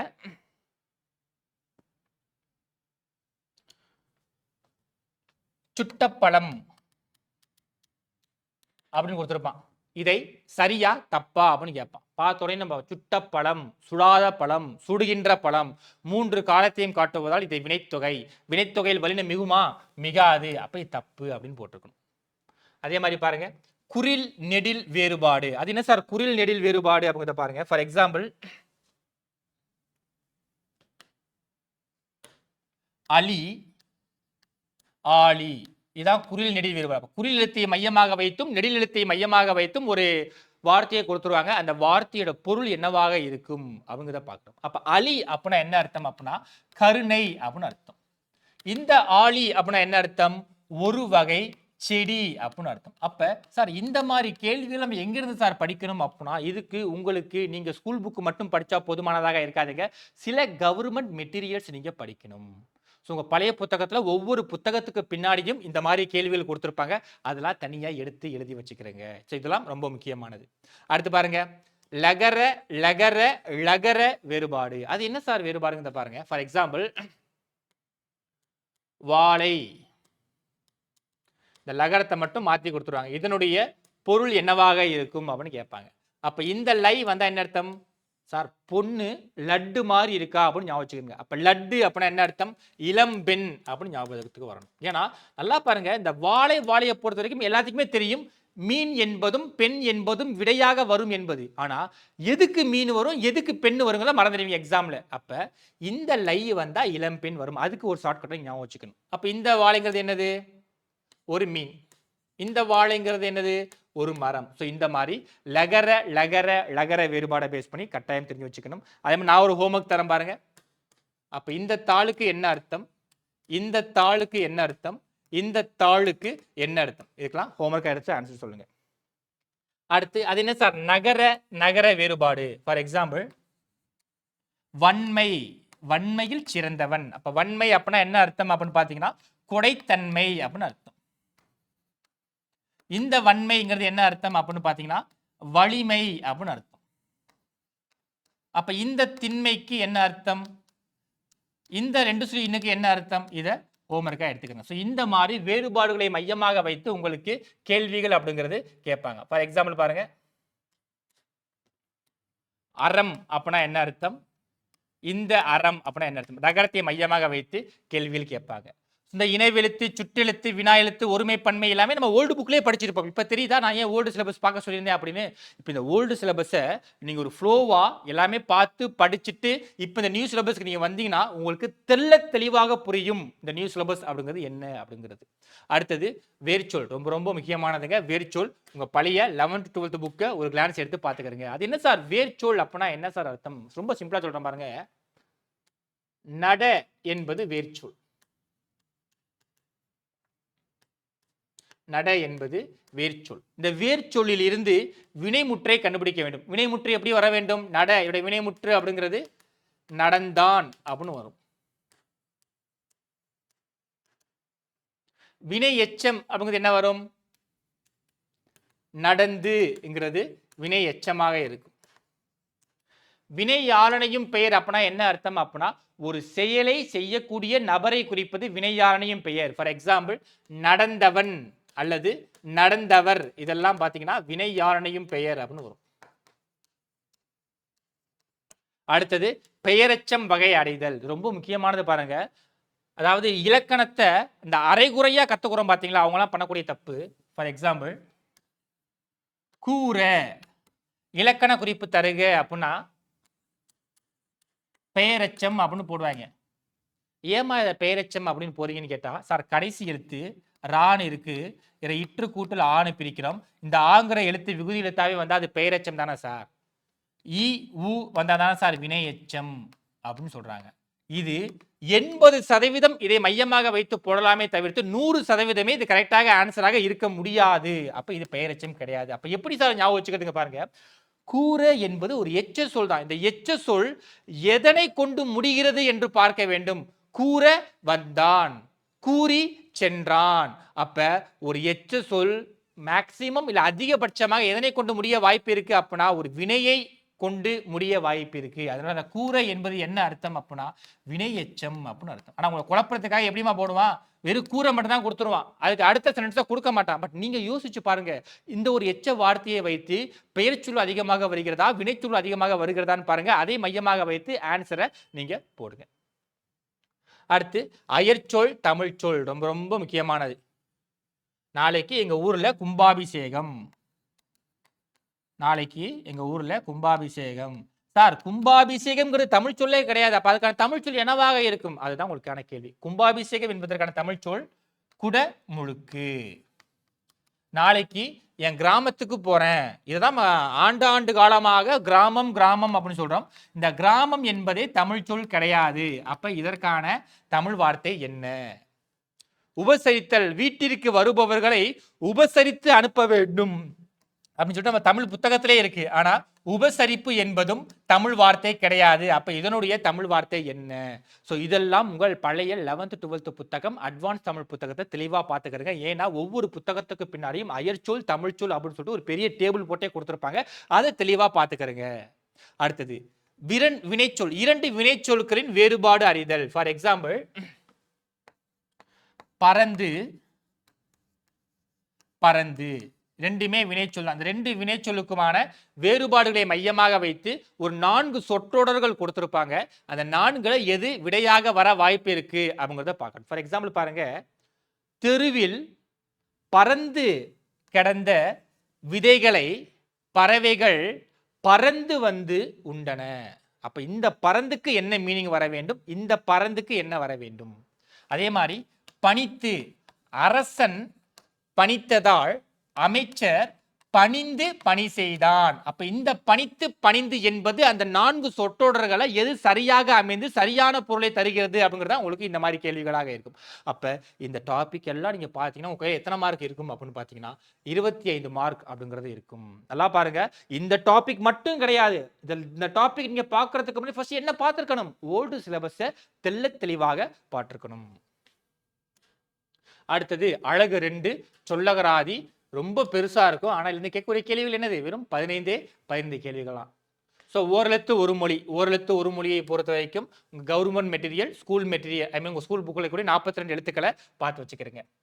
ஒரு பொருள் தரும் பல சொற்கள், பல பொருள் தரும் ஒரு சொல் அப்படின்னு கேட்டிருக்காங்க. ஃபார் எக்ஸாம்பிள், இதழ் ஒரே ஒரு சொல் தான். ஆனால் பருவ இதழ், உதடு, நாளிதழ் அப்படின்னு சொல்லி நிறைய பொருள்கள் தரும். இப்படி இந்த ஒவ்வொரு வார்த்தைக்கும் நிறைய பொருள்கள் இருக்கிற மாதிரி நிறைய பொருள்களுக்கும் ஒரே ஒரு வார்த்தை இருக்கும். அதே மாதிரி நிறைய வார்த்தைகள் ஒரே ஒரு பொருளை மீன் பண்ணும். இதெல்லாம் பார்த்தீங்கன்னா நீ இதில் பார்க்க வேண்டியதாக இருக்கும். இதெல்லாம் உங்கள் ஸ்கூல் புத்தகத்திற்கு பின்னாடி இருக்கக்கூடிய வினாக்கள் தான். சார் இதெல்லாம் எக்ஸ்ட்ரா சோர்ஸ் ஏதாவது படிக்கணுமா சார் அப்படின்னா, நீங்கள் ஸ்கூல் புத்தகத்திற்கு பின்னாடி இருக்கக்கூடிய அந்தந்த வார்த்தைகள் புத்தக மதிப்பீட்டு வினாக்கள் அப்படின்னு இருக்கும். பழைய புக்கு பின்னாடி பார்த்தீங்கன்னா புக் பேக் கொஸ்டின் இருக்கும். நீங்கள் அதை நீங்கள் தெளிவாக பார்த்தீங்கன்னாவே போதுமானதாக இருக்கும். ஏன்னா எல்லாம் உங்களுக்கு பழைய 11th 12th புக்கிலையும் சின்ன சின்ன கொஸ்டின்ஸ்லாம் கேட்டிருக்காங்க. பொருந்தாத சொல்லை கண்டறிதல். இந்த பொருந்தாத சொல்லை கண்டறிதலை பொறுத்த வரைக்கும் கேள்விகள் எப்படி வேண்டுமானாலும் கேட்கலாம். கீழே 4 ஆப்ஷன் கொடுத்து அந்த 4ல் 3க்கு ஏதோ ஒரு ஒற்றுமை இருக்கும், மற்றொன்று ஒற்றுமை இல்லாமல் இருக்கும். அந்த 3 ஒற்றுமைங்கிறது என்னவாக வேண்டுமானாலும் இருக்கலாம். அதாவது 3 நூல்கள் 4 நூல்கள் கொடுத்திருப்பாங்க. அல்ல 3 நூல்கள் ஒரே ஆசிரியரால் எழுதப்பட்டிருக்கும், இன்னொரு நூல் வேறு ஒரு ஆசிரியரால் எழுதப்பட்டிருக்கும். 3 குற்றியல் உகரமாக இருக்கும், 1 குற்றியல் இகரமாக இருக்கும். அல்லது 15 மேற்கணக்கு நூல்களில் 3 கொடுத்திருப்பாங்க, இன்னொரு நூல் வேறு நூல்களாக இருக்கும். இப்படி ஏதாவது 3 நூல்களுக்கு ஒற்றுமை இருக்கும், ஒன்றுக்கு ஒற்றுமை இருக்காது. அதுதான் பொருந்தாத சொல்லை கண்டறிதல். ஸோ அகர வரிசைப்படி சொற்களை சீர் செய்தல் காலங்காலமாக நம்ம படிச்சுட்டு தான் இருக்கும். ஒவ்வொரு எழுத்துக்களுக்கும் ப்ரியாரிட்டி, முன்னுரிமைங்கிறது இருக்கு. எந்தெந்த எழுத்துக்களுக்கு என்னென்ன முன்னுரிமை இருக்குங்கிறத நீங்க பார்த்துக்கிட்டீங்கன்னாவே கட்டாயமாக அகர வரிசைப்படிங்கிறத ஈஸியாக ஆன்சர் பண்ணிடலாம். அடுத்தது ஒரு பொருட்பன்மொழி. அது என்ன சார் ஒரு பொருட்பன்மொழி அப்படின்னா, மலைகள் உயர்ந்தோங்கி இருந்தன அப்படின்னு சொல்றேன். மலைகள் உயர்ந்தோங்கி இருந்தன. உயர்ந்து என்றாலும் ஓங்கி என்றாலும் ஒரே பொருளை தரக்கூடிய சொற்கள் தான். அப்போ ஒரே பொருளை தரக்கூடிய சொற்கள் 2 வாட்டி நம்ம பயன்படுத்தும் பொழுது அது என்ன சொல்லுவோம் அப்படின்னா ஒரு பொருட்பன்மொழி அப்படின்னு சொல்லுவோம். ரொம்ப சிம்பிளா சொல்ல போனோம் அப்படின்னா, வீட்டில் ஆணி அடிக்கும்போது கரெக்டாக நடுவில் சென்ட்ரா பாட்டு அடிடான்னு சொல்லுவோம். வீட்டில் ஆணி அடிக்கும்போது நடுவில் சென்ட்ரா பாட்டு அடின்னு சொல்லியிருப்போம். அப்படின்னா என்ன அர்த்தம்னா, நடுவில் என்றாலும் சென்ட்ரு என்றாலும் ஒரே அர்த்தம் தான். கடைக்கு போய் என்ன வாங்குவோம் அப்படின்னா, அண்ணே சால்ட் உப்பு தாங்கனேன்னு சொல்லுவோம். அண்ணே சால்ட் உப்பு, சால்ட்னாலும் உப்புனாலும் ஒன்று தாங்க நமக்கு எல்லாத்துக்குமே தெரியும். ஆனால் நம்ம கடையில் போய் கேட்கும்போது சால்ட் உப்பு தான் கேட்குறோம். அப்படி 2 பொருள்களுக்கும் 2 வெவ்வேறு விதமான சொற்களை பயன்படுத்தி ஒரே வார்த்தையில் சொன்னோம்னால் அது ஒரு பொருட்பன்மொழி. அதே மாதிரி இரு பொருள் குறிக்கும் சொற்கள், ஒரு சொல்லிற்கு இணையான வேறு சொற்கள். இதெல்லாம் நம்ம நிறைய எக்ஸாம்பிள்ஸ் வந்து சொல்லலாம். ஸோ ஃபார் எக்ஸாம்பிளுக்கு 2 3 எக்ஸாம்பிள் சொல்கிறேன் பாருங்க. ஃபார் எக்ஸாம்பிள், உலகம் அப்படின்னு சொல்லிட்டு ஒரு சொல் இருக்குங்க. இந்த உலகம் என்ற சொல்லுக்கு வேற என்னென்னலாம் பொருள் இருக்குன்னு பாருங்க. வேறு சொல். இந்த உலகம் என்பதை நம்ம பார் என்றாலும் உலகம்தான், தரணி என்றாலும் உலகம்தான், ஞாழம் என்றாலும் உலகம்தான், புவனம் என்றாலும் உலகம்தான். இதெல்லாம் உலகத்தை குறிக்கக்கூடிய வேறு சொற்கள். இப்படி ஒரு சொல்லுக்கு இணையான வேறு சொற்கள் இதெல்லாம் பார்த்தீங்கன்னா உங்களுக்கு இதில் கேட்பாங்க. அடுத்து பேச்சு வழக்கு எழுத்துக்கள் ரொம்ப ஈஸி, ஆனால் நிறைய தப்பு பண்ணக்கூடிய கேள்வி தான். ஃபார் எக்ஸாம்பிள், நான் எப்பயுமே நைட்டு தலகாணியில தான் தூங்குவேன். நான் நைட்டு எப்பயுமே தலகாணியில தூங்குவேன். அப்போ இந்த இடத்துல தலகாணி என்பது சரியானதா அல்லது தலையணை என்பது சரியானதா அப்படின்னு பார்த்தா தலையணை என்பதுதான் சரியானது. அப்ப இந்த பேச்சு வழக்குக்கும் எழுத்து வழக்குக்கும் உள்ள டிஃபரன்ஸை பார்க்கணும். வெட்டி பேச்சு பேசாத அப்படின்னு சொல்லுவோம். வெட்டி பேச்சு பேசாத. அப்ப இந்த வெட்டி பேச்சு என்பது பேச்சு வழக்கு சொல். இதை நம்ம வந்து எழுத்து வழக்கா மாற்றும் போது எப்படி எழுதணும் அப்படின்னா வெற்று பேச்சு அப்படின்னு எழுதுவோம். இதை வெற்று பேச்சு அப்படின்னு எழுதுவோம். அடுத்து பாருங்க, மனதில் மனத்தில் அப்படின்னு எழுதுறேன். இடம் பத்தலைங்களா? Okay sir. ஓகே, மனத்தில் இன்னொரு வார்த்தை மனதில். இது உங்களுக்கு ஹோம்ஒர்க். இதுல எது பேச்சு வழக்கு எது எழுத்து வழக்கு, இதுல எது பேச்சு வழக்கு எது எழுத்து வழக்குங்கிறத ஆப்ஷன்ல சொல்லுங்க. உங்களுக்கான கேள்வி 4 ஆப்ஷன் கொடுத்துருப்பாங்க. இதில் எழுத்து வழக்கு தொடர்பான சொற்றொடரை கண்டறிதல் அப்படின்னு கேள்விகள் கேட்டிருப்பாங்க. அப்ப எதெல்லாம் பேச்சு வழக்கில் இருக்கோ அதெல்லாம் எலிமினேட் பண்ணிட்டு எழுத்து வழக்கை மட்டும் நீங்க தேர்ந்தெடுத்தீங்கன்னாவே போதுமானதாக இருக்கும். அடுத்து, கோடிட்ட இடத்தில் சரியான பொருளை தேர்வு செய்தல். அதுக்கு எக்ஸாம்பிள் இதிலே கொடுத்துருப்பாங்க. கல்வி டேஷ் சிறப்பு, பயிலுதல் எழுதல். இந்த ரெண்டுல எது பெஸ்ட் ஆன்சரா வர இருக்கும் அப்படின்னு பாத்தீங்கன்னா பயிலுதல் என்பது ஆன்சரா இருக்கும். அடுத்து, வானில் டேஷ் தோன்றின, முகில் தோன்றினங்கிற மாதிரி இருக்கும். இப்ப நான் ஒரு கேள்வி தரேன் பாருங்க. நாளை என் அண்ணன் திருமண விழாவிற்கு அனைவரும் தவறாமல் கலந்து கொள்ள வேண்டும். அனைவரும் தவறாமல் கலந்து கொள்ள வேண்டும் அல்லது தவிராமல் கலந்து கொள்ள வேண்டும். இந்த ரெண்டுல எது சரியாக நீங்க ஆன்சர் போடுவீங்கிறத கமெண்ட் பாக்ஸ்ல சொல்லுங்க. நாளை என் அண்ணன் திருமண விழாவிற்கு அனைவரும் தவறாமல் கலந்து கொள்ள வேண்டும் அப்படின்னு வருமா அல்லது தவிராமல் கலந்து கொள்ள வேண்டுமா அப்படிங்கிறத பாருங்க. ஸோ இந்த மாதிரி கேள்விகள் தான் உங்களுக்கு இந்த fill in the blanksல கேட்க வாய்ப்பு இருக்கு. அடுத்து, ஊர் பெயர்களின் மருவு. இதுக்கு உங்களுக்கு எக்ஸாம் கொடுத்துருக்காங்க. அதாவது புதுச்சேரி அப்படின்னா புதுவை, மண்ணை அப்படின்னா மன்னார்குடி, மயிலை அப்படின்னா மயிலாப்பூர் அப்படின்னு சொல்லிட்டு அவங்க ஒரு மருவு பெயர்கள் சொல்லியிருக்காங்க. இது உங்கள் பழைய 11th and 12th புக்கில் இருக்கு. நான் சில எக்ஸாம்பிள் தரேன் பாருங்க. நான் நாளை மல்லைக்கு செல்ல இருக்கின்றேன். நான் நாளை மல்லைக்கு செல்ல இருக்கின்றேன். நான் இன்று கல்லையில் படித்த ஒரு மாணவனை கண்டேன். நான் இன்று கல்லையில் படித்த ஒரு மாணவனை கண்டேன். அப்ப இந்த இடத்துல மல்லைங்கிறது எதை குறிப்பிடுகிறது, கல்லை என்பது எதை குறிப்பிடுகிறது பார்த்துக்கிறது. கொஞ்சம் இதெல்லாம் கொஞ்சம் அவுட் சோர்ஸ், கொஞ்சம் வெளியே வட்டார வழக்குகளை ஒவ்வொரு ஊர்களுக்கும் என்னென்ன பெயர்கள் இருக்கிறது கொஞ்சம் அவுட் சோர்ஸா தெரிஞ்சு வச்சுக்கிறீங்க. அடுத்த, சொற்களை இணைத்து புதிய சொற்களை உருவாக்குதல் அப்படிங்கிறது நம்ம ஆடி பார்த்திருந்தோம். பறந்து பறந்து இந்த ரெண்டு சொற்களையும் வைத்து ஒரு சொற்றொடர் உருவாக்கி இருப்பாங்க பாத்தீங்களா? ஸோ சேம் அதே பேஸ் பண்ணி தான் கொஸ்டின்ஸ் கேட்டிருப்பாங்க. அடுத்தது, அடைப்புக்குள் இருக்கும் சொல்லை தகுந்த இடத்தில் தேர்ந்தெடு அப்படின்னு சொல்லியிருப்பாங்க. ஃபார் எக்ஸாம்பிள், நான் காட்டிற்கு சென்றேன் டேஷ் புலியை பார்த்தேன். நடுவுல அதனால் வருமா ஏனெனில் வருமா அதுபோல வருமா அப்படின்னு சொல்லிட்டு ஒரு கான்ட்ரவர்சியாக கேட்கப்பட்ட கேள்விதான் இது. ஏன் அப்படின்னா அந்த 4 ஆப்ஷன்ல ஏதாவது 2 ஆப்ஷனை நீங்க அந்த அண்டர்லைன் பண்ணக்கூடிய அந்த ஒரு கேப்பை நீங்க வச்சு பார்க்கும்போது ரெண்டுமே சரியானதாக தான் இருக்கும். ஆனா எது ரொம்ப சரியானதாக இருக்கும் அப்படின்னா அதுக்கு சில ரூல்ஸ் அண்ட் ரெகுலேஷன்ஸ் இருக்குங்க. அந்த ரூல்ஸ் அண்ட் ரெகுலேஷன்ஸ் என்ன அப்படிங்கிறத அந்த டாபிக் நடத்தும் போது நான் சொல்றேன். இதெல்லாம் நீங்க பாத்தீங்கன்னா 15 மார்க் உங்க கையில இருக்குங்க. பட் இந்த 15 மார்க் வாங்குறது ரொம்ப ரொம்ப ஈஸி தான். ஏன்னா இதெல்லாம் அடிக்கடி பயன்படுத்தி இருக்கக்கூடிய வார்த்தைகளாக தான் இருக்கும். ஸோ அடுத்தது, அழகு 3 எழுதும் திறன். ஸோ தன்வினை, பிறவினை, செய்வினை, செயற்பாட்டு வினை, இதை தவிர்த்து மற்ற சில வினைகளையும் நம்ம என்ன பண்ணியாச்சு ஓல்டு சிலபஸ்லேயே பார்த்தாச்சு. அதை நம்ம ஈஸியாக பார்த்துடலாம். மரபு சொற்கள் கண்டறிதல். அது என்ன சார் திணை மரபு அப்படின்னா, கண்ணன் வந்தது அப்படின்னு சொல்றோம் பாத்தீங்களா? நம்ம இந்த வலுநிலை வளாநிலை பார்த்திருப்போம். அந்த வலுநிலை வளாநிலை நீங்க தெளிவா பாத்தீங்கன்னாவே இந்த மரபு சொற்கள்ங்கிறது ஓவர். ஏன்னா ஓல்டு சிலபஸ்ல இருந்து கொண்டு வரப்பட்டதுதான் புது சிலபஸை தவிர்த்து இந்த புது சிலபஸ் என்பது புதியது கிடையாது. நிறைய பேர் நல்லா ஞாபகம் வச்சுக்கிறீங்க. பழைய சிலபஸ்ல இருந்து கொண்டு வரப்பட்டதுதான் புதிய சிலபஸ். பழைய சிலபஸ் நீங்க தெளிவா படிச்சீங்கன்னா புதிய சிலபஸ் நீங்க ரொம்ப ரொம்ப தெளிவா படிச்சிடலாம். அப்ப கண்ணன் வந்தது, கண்ணன் என்பது உயர்திணை, வந்தது என்பது அக்ரிணை. அப்ப இதுல என்ன தப்பா இருக்கு? திணையே தப்பா இருக்கு. அப்ப அதை நீங்க பார்க்கணும். பால் மரபு அப்படின்னா என்ன அர்த்தம் அப்படின்னா அவன் அப்படின்னு வந்தா என்ன, அவன் வந்தான், அவர் வந்தார், அவர்கள் அப்படின்னா வந்தார்கள். நிறைய பேர் தப்பு பண்ணக்கூடிய கேள்வி. அவர்கள் வந்தார்கள், அவர்கள்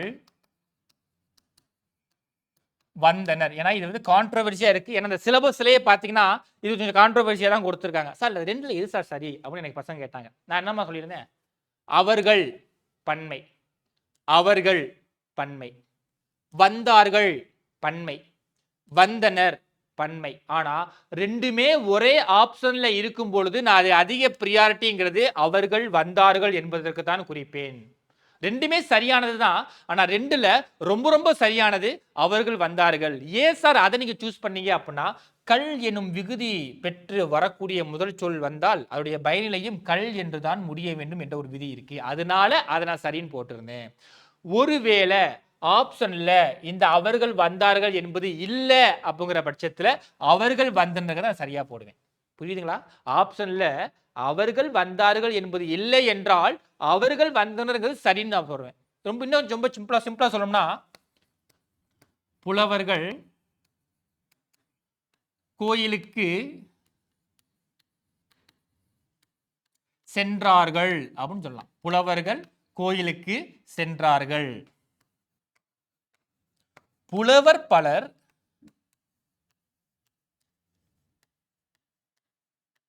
கோயிலுக்கு சென்றனர் அப்படின்னு போடுறோம். இதுதான் சரியான வார்த்தை. அப்ப புலவர்கள் அப்படின்னு வந்திருக்கிறனால சென்றார்கள் அப்படிங்கிற விகுதி வந்திருக்கு.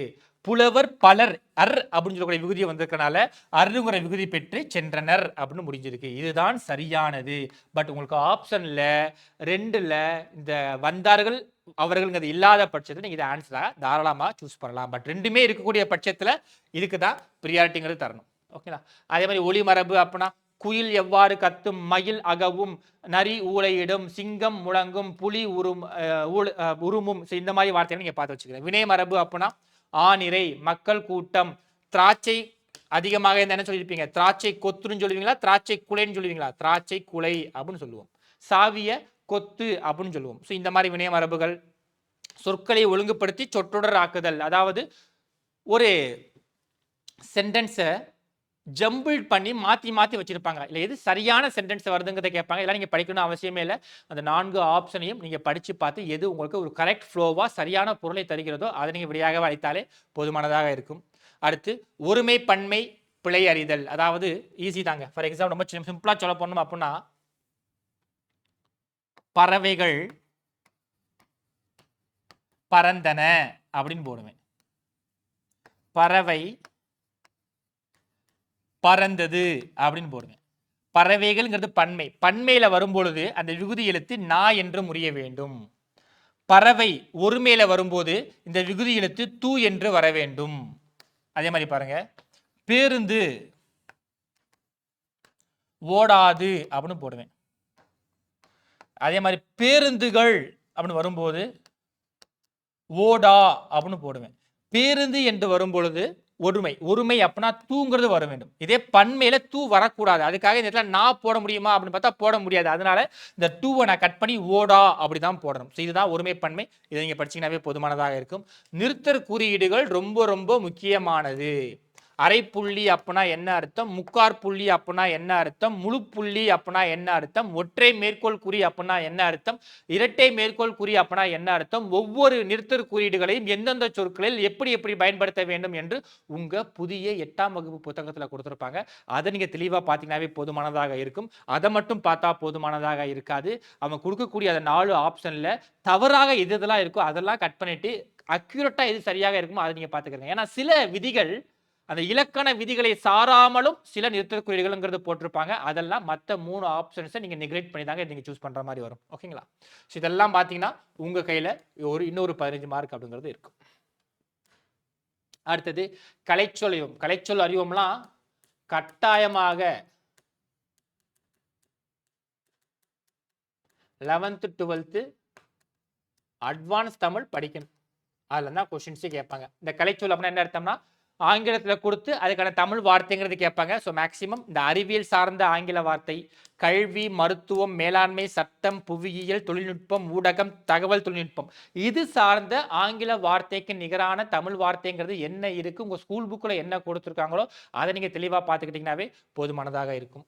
சிலேருந்து ஒரு 10 கொஸ்டின் லம்பா ஒரு 10 கொஸ்டின் கேட்பான். சரிங்களா? ஓகே. அடுத்தது வாசித்தல் புரிந்து கொள்ளும் திறன். அதாவது படிக்காமயே நாங்களாம் பாஸ் ஆனவோம் அப்படின்னு சொல்லியிருப்போம் பார்த்தீங்களா, அவங்களாம் இந்த மாதிரி கொஸ்டின்லாம் படிக்காமயே போய் ஈஸியாக ஆன்சர் பண்ணலாம்.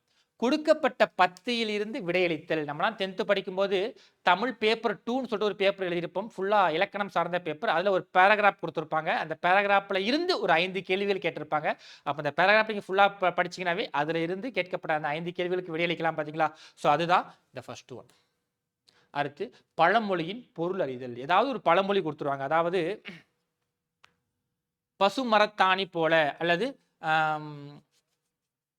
வெந்நீர் ஆனாலும் சரியா, தண்ணீர் வெந்நீர் ஆனாலும் நெருப்பை அணைக்கும். இந்த பழமொழிக்கான பொருள் என்ன அப்படின்னு கேட்கலாம்.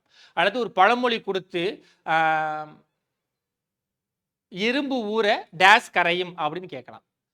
இந்த மாதிரி ஒரு பழமொழியில விடுபட்ட ஒரு சொல்லை கொடுத்து விடுபட்ட பொருளை நிறைவு செய்தல் அப்படின்னு கேட்கலாம். அல்லது ஒரு பழமொழியை கொடுத்து இதற்கான பொருள்ங்கிறது என்னவாக இருக்கும் அப்படிங்கிறத கேட்கலாம். உங்க ஸ்கூல் புக்கில் இருக்கக்கூடிய எல்லா பழமொழிகள் பார்த்துக்கிறங்க. அடுத்து உவமை தொடர் பொருள். அது என்ன சார் உவமை தொடர் அப்படின்னா, மடை திறந்த வெள்ளம் போல, பசுமரத்தாணி போல. இந்த உவமை தொடர்களுக்கு என்ன மீனிங் அப்படிங்கிறத பார்த்துக்கணும். இப்போ பசுமரத்தாணி போல அப்படின்னா என்ன அர்த்தம்? எளிதில் மனதில் பதிதல்.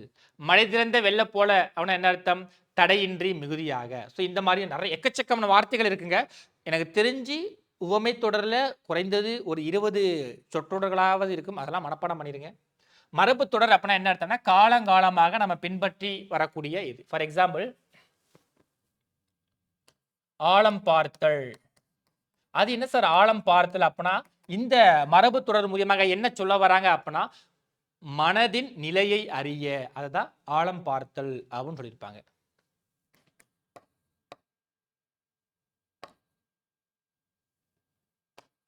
தற்செயல் நிகழ்வு அப்படின்னு என்ன சார் அர்த்தம்? தற்செயல் நிகழ்வு அப்படிங்கிறது காக்கை உட்கார பனம்பழம் விழுந்தது. இது ஒரு மரபு தொடர். இந்த மரபு தொடர் எதாவது குறிப்பிடுறாங்க? தற்செயல் நிகழ்வு.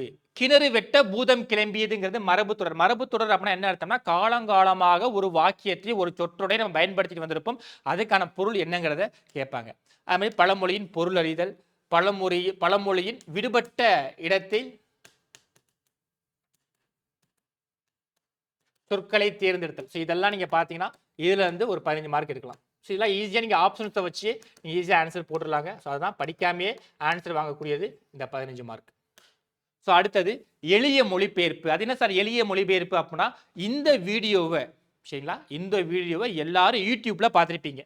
எல்லாரும் யூடியூப்ல தானே பார்த்துட்டு இருக்கீங்க. அந்த யூடியூபோட தமிழ் வார்த்தை என்ன? எல்லாரும் இன்னைக்கு சோசியல் மீடியால இன்ஸ்டாகிராம்ல அதிகமாக டைம் ஸ்பெண்ட் பண்றோம். அந்த இன்ஸ்டாகிராமோடைய தமிழ் வார்த்தை என்ன? அதற்கு பிறகு வாட்ஸ்அப் யூஸ் பண்றோம். இந்த வாட்ஸ்அப் அதோடைய தமிழ் விளக்கம் என்ன? ஸ்கேனர், ஒவ்வொரு பிடிஎஃபையும் நம்ம ஸ்கேன் பண்றோம். அந்த ஸ்கேனருடைய தமிழ் வார்த்தை என்ன? இப்படி நம்ம அன்றாடம் பயன்படுத்தக்கூடிய சில ஆங்கில வார்த்தைகளுக்கு நிகரான தமிழ் வார்த்தைகள் கேட்பாங்க. கட்டாயம் இருக்கலாம், தெரிஞ்சு வச்சுக்கிறீங்க.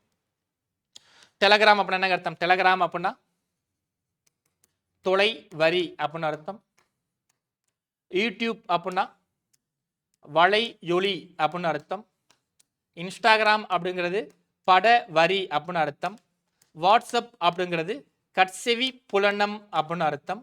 அப்போ ஸ்கேனர் அப்படிங்கிறது ஹோம்ஒர்க்காக எடுத்துக்கிறங்க. ஆன்சர் தெரிஞ்சவங்க கமெண்ட் பாக்ஸில் கமெண்ட் பண்ணுங்க. அதே மாதிரி ஆவணங்களின் தலைப்பு, கோப்புகள், கடிதங்கள், மனுக்கள் ஆகியவற்றின் மொழிபெயர்ப்பை புரிந்து கொள்ளுதல். இது என்ன சார் கான்செப்ட் அப்படின்னா, அதாவது ஒரு 3 வரியில ஆங்கிலத்தில் ஏதாவது ஒன்று சொல்லிடுவாங்க.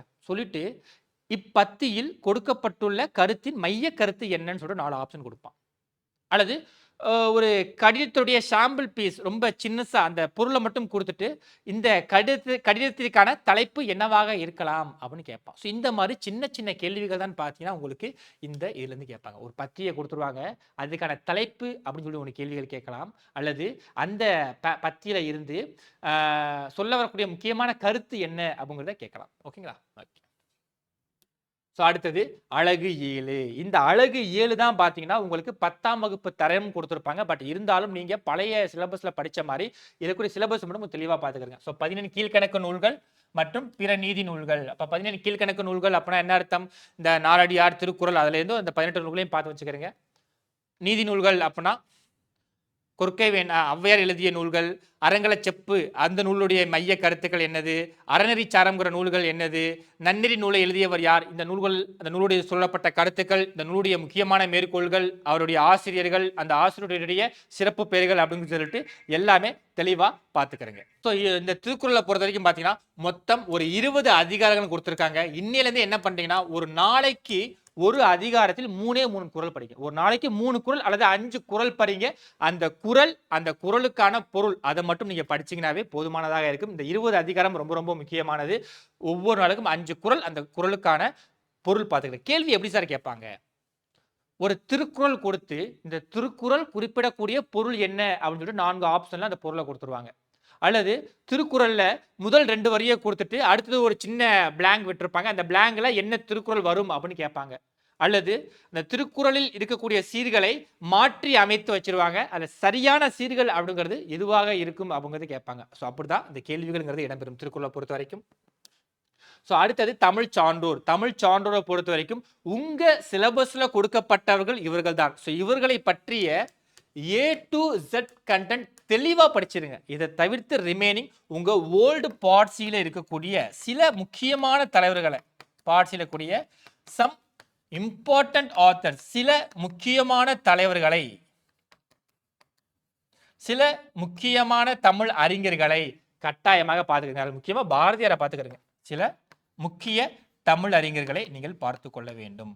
இதை நீங்க பார்த்துக்கிட்டீங்கன்னா இப்போ நான் சொன்ன இப்போ கிட்டத்தட்ட ஒரு 2.5 மணி நேரம் இந்த சிலபஸை எக்ஸ்பிளைன் பண்ணியிருப்பேன். ஜஸ்ட் சிலபஸை இந்த அளவுக்கு டீகோடாக அவர் யாருமே பண்ணியிருக்க மாட்டாங்கன்னு நினைக்கிறேன். ஸோ இந்த அளவுக்கு டீகோட் பண்ண ஃபர்ஸ்ட் நீங்கள் தெளிவாக புரிஞ்சுக்கிறீங்க. ஏன் அப்படின்னா ஒவ்வொன்றையும் நான் ஏன் தெளிவாக சொல்கிறேன் அப்படின்னா நீங்கள் எந்த அளவுக்கு தெளிவாக சிலபஸை அண்டர்ஸ்டாண்ட் பண்ணுறீங்களோ அந்த அளவுக்கு நீங்கள் படிக்கக்கூடியதில் அவுட்புட் அப்படிங்கிறது கொடுப்பீங்க. ஸோ அதனால் தெளிவாக படிங்க. ஓகேங்களா? ஓகே. ஸோ கடைசியாக ஒரு திருக்குறளின் மூலமாக இன்னைக்கு நம்ம இந்த லெட்ஸ் டாக் சீரீஸோடக்கான கான்செப்டை நம்ம கம்ப்ளீட் பண்ணிக்கலாங்க. ஸோ தெய்வத்தால் ஆகாதனினும் முயற்சி தன் மெய்வருத்த கூலி தரும் அப்படின்னு சொல்லிட்டு ஒரு குறள்.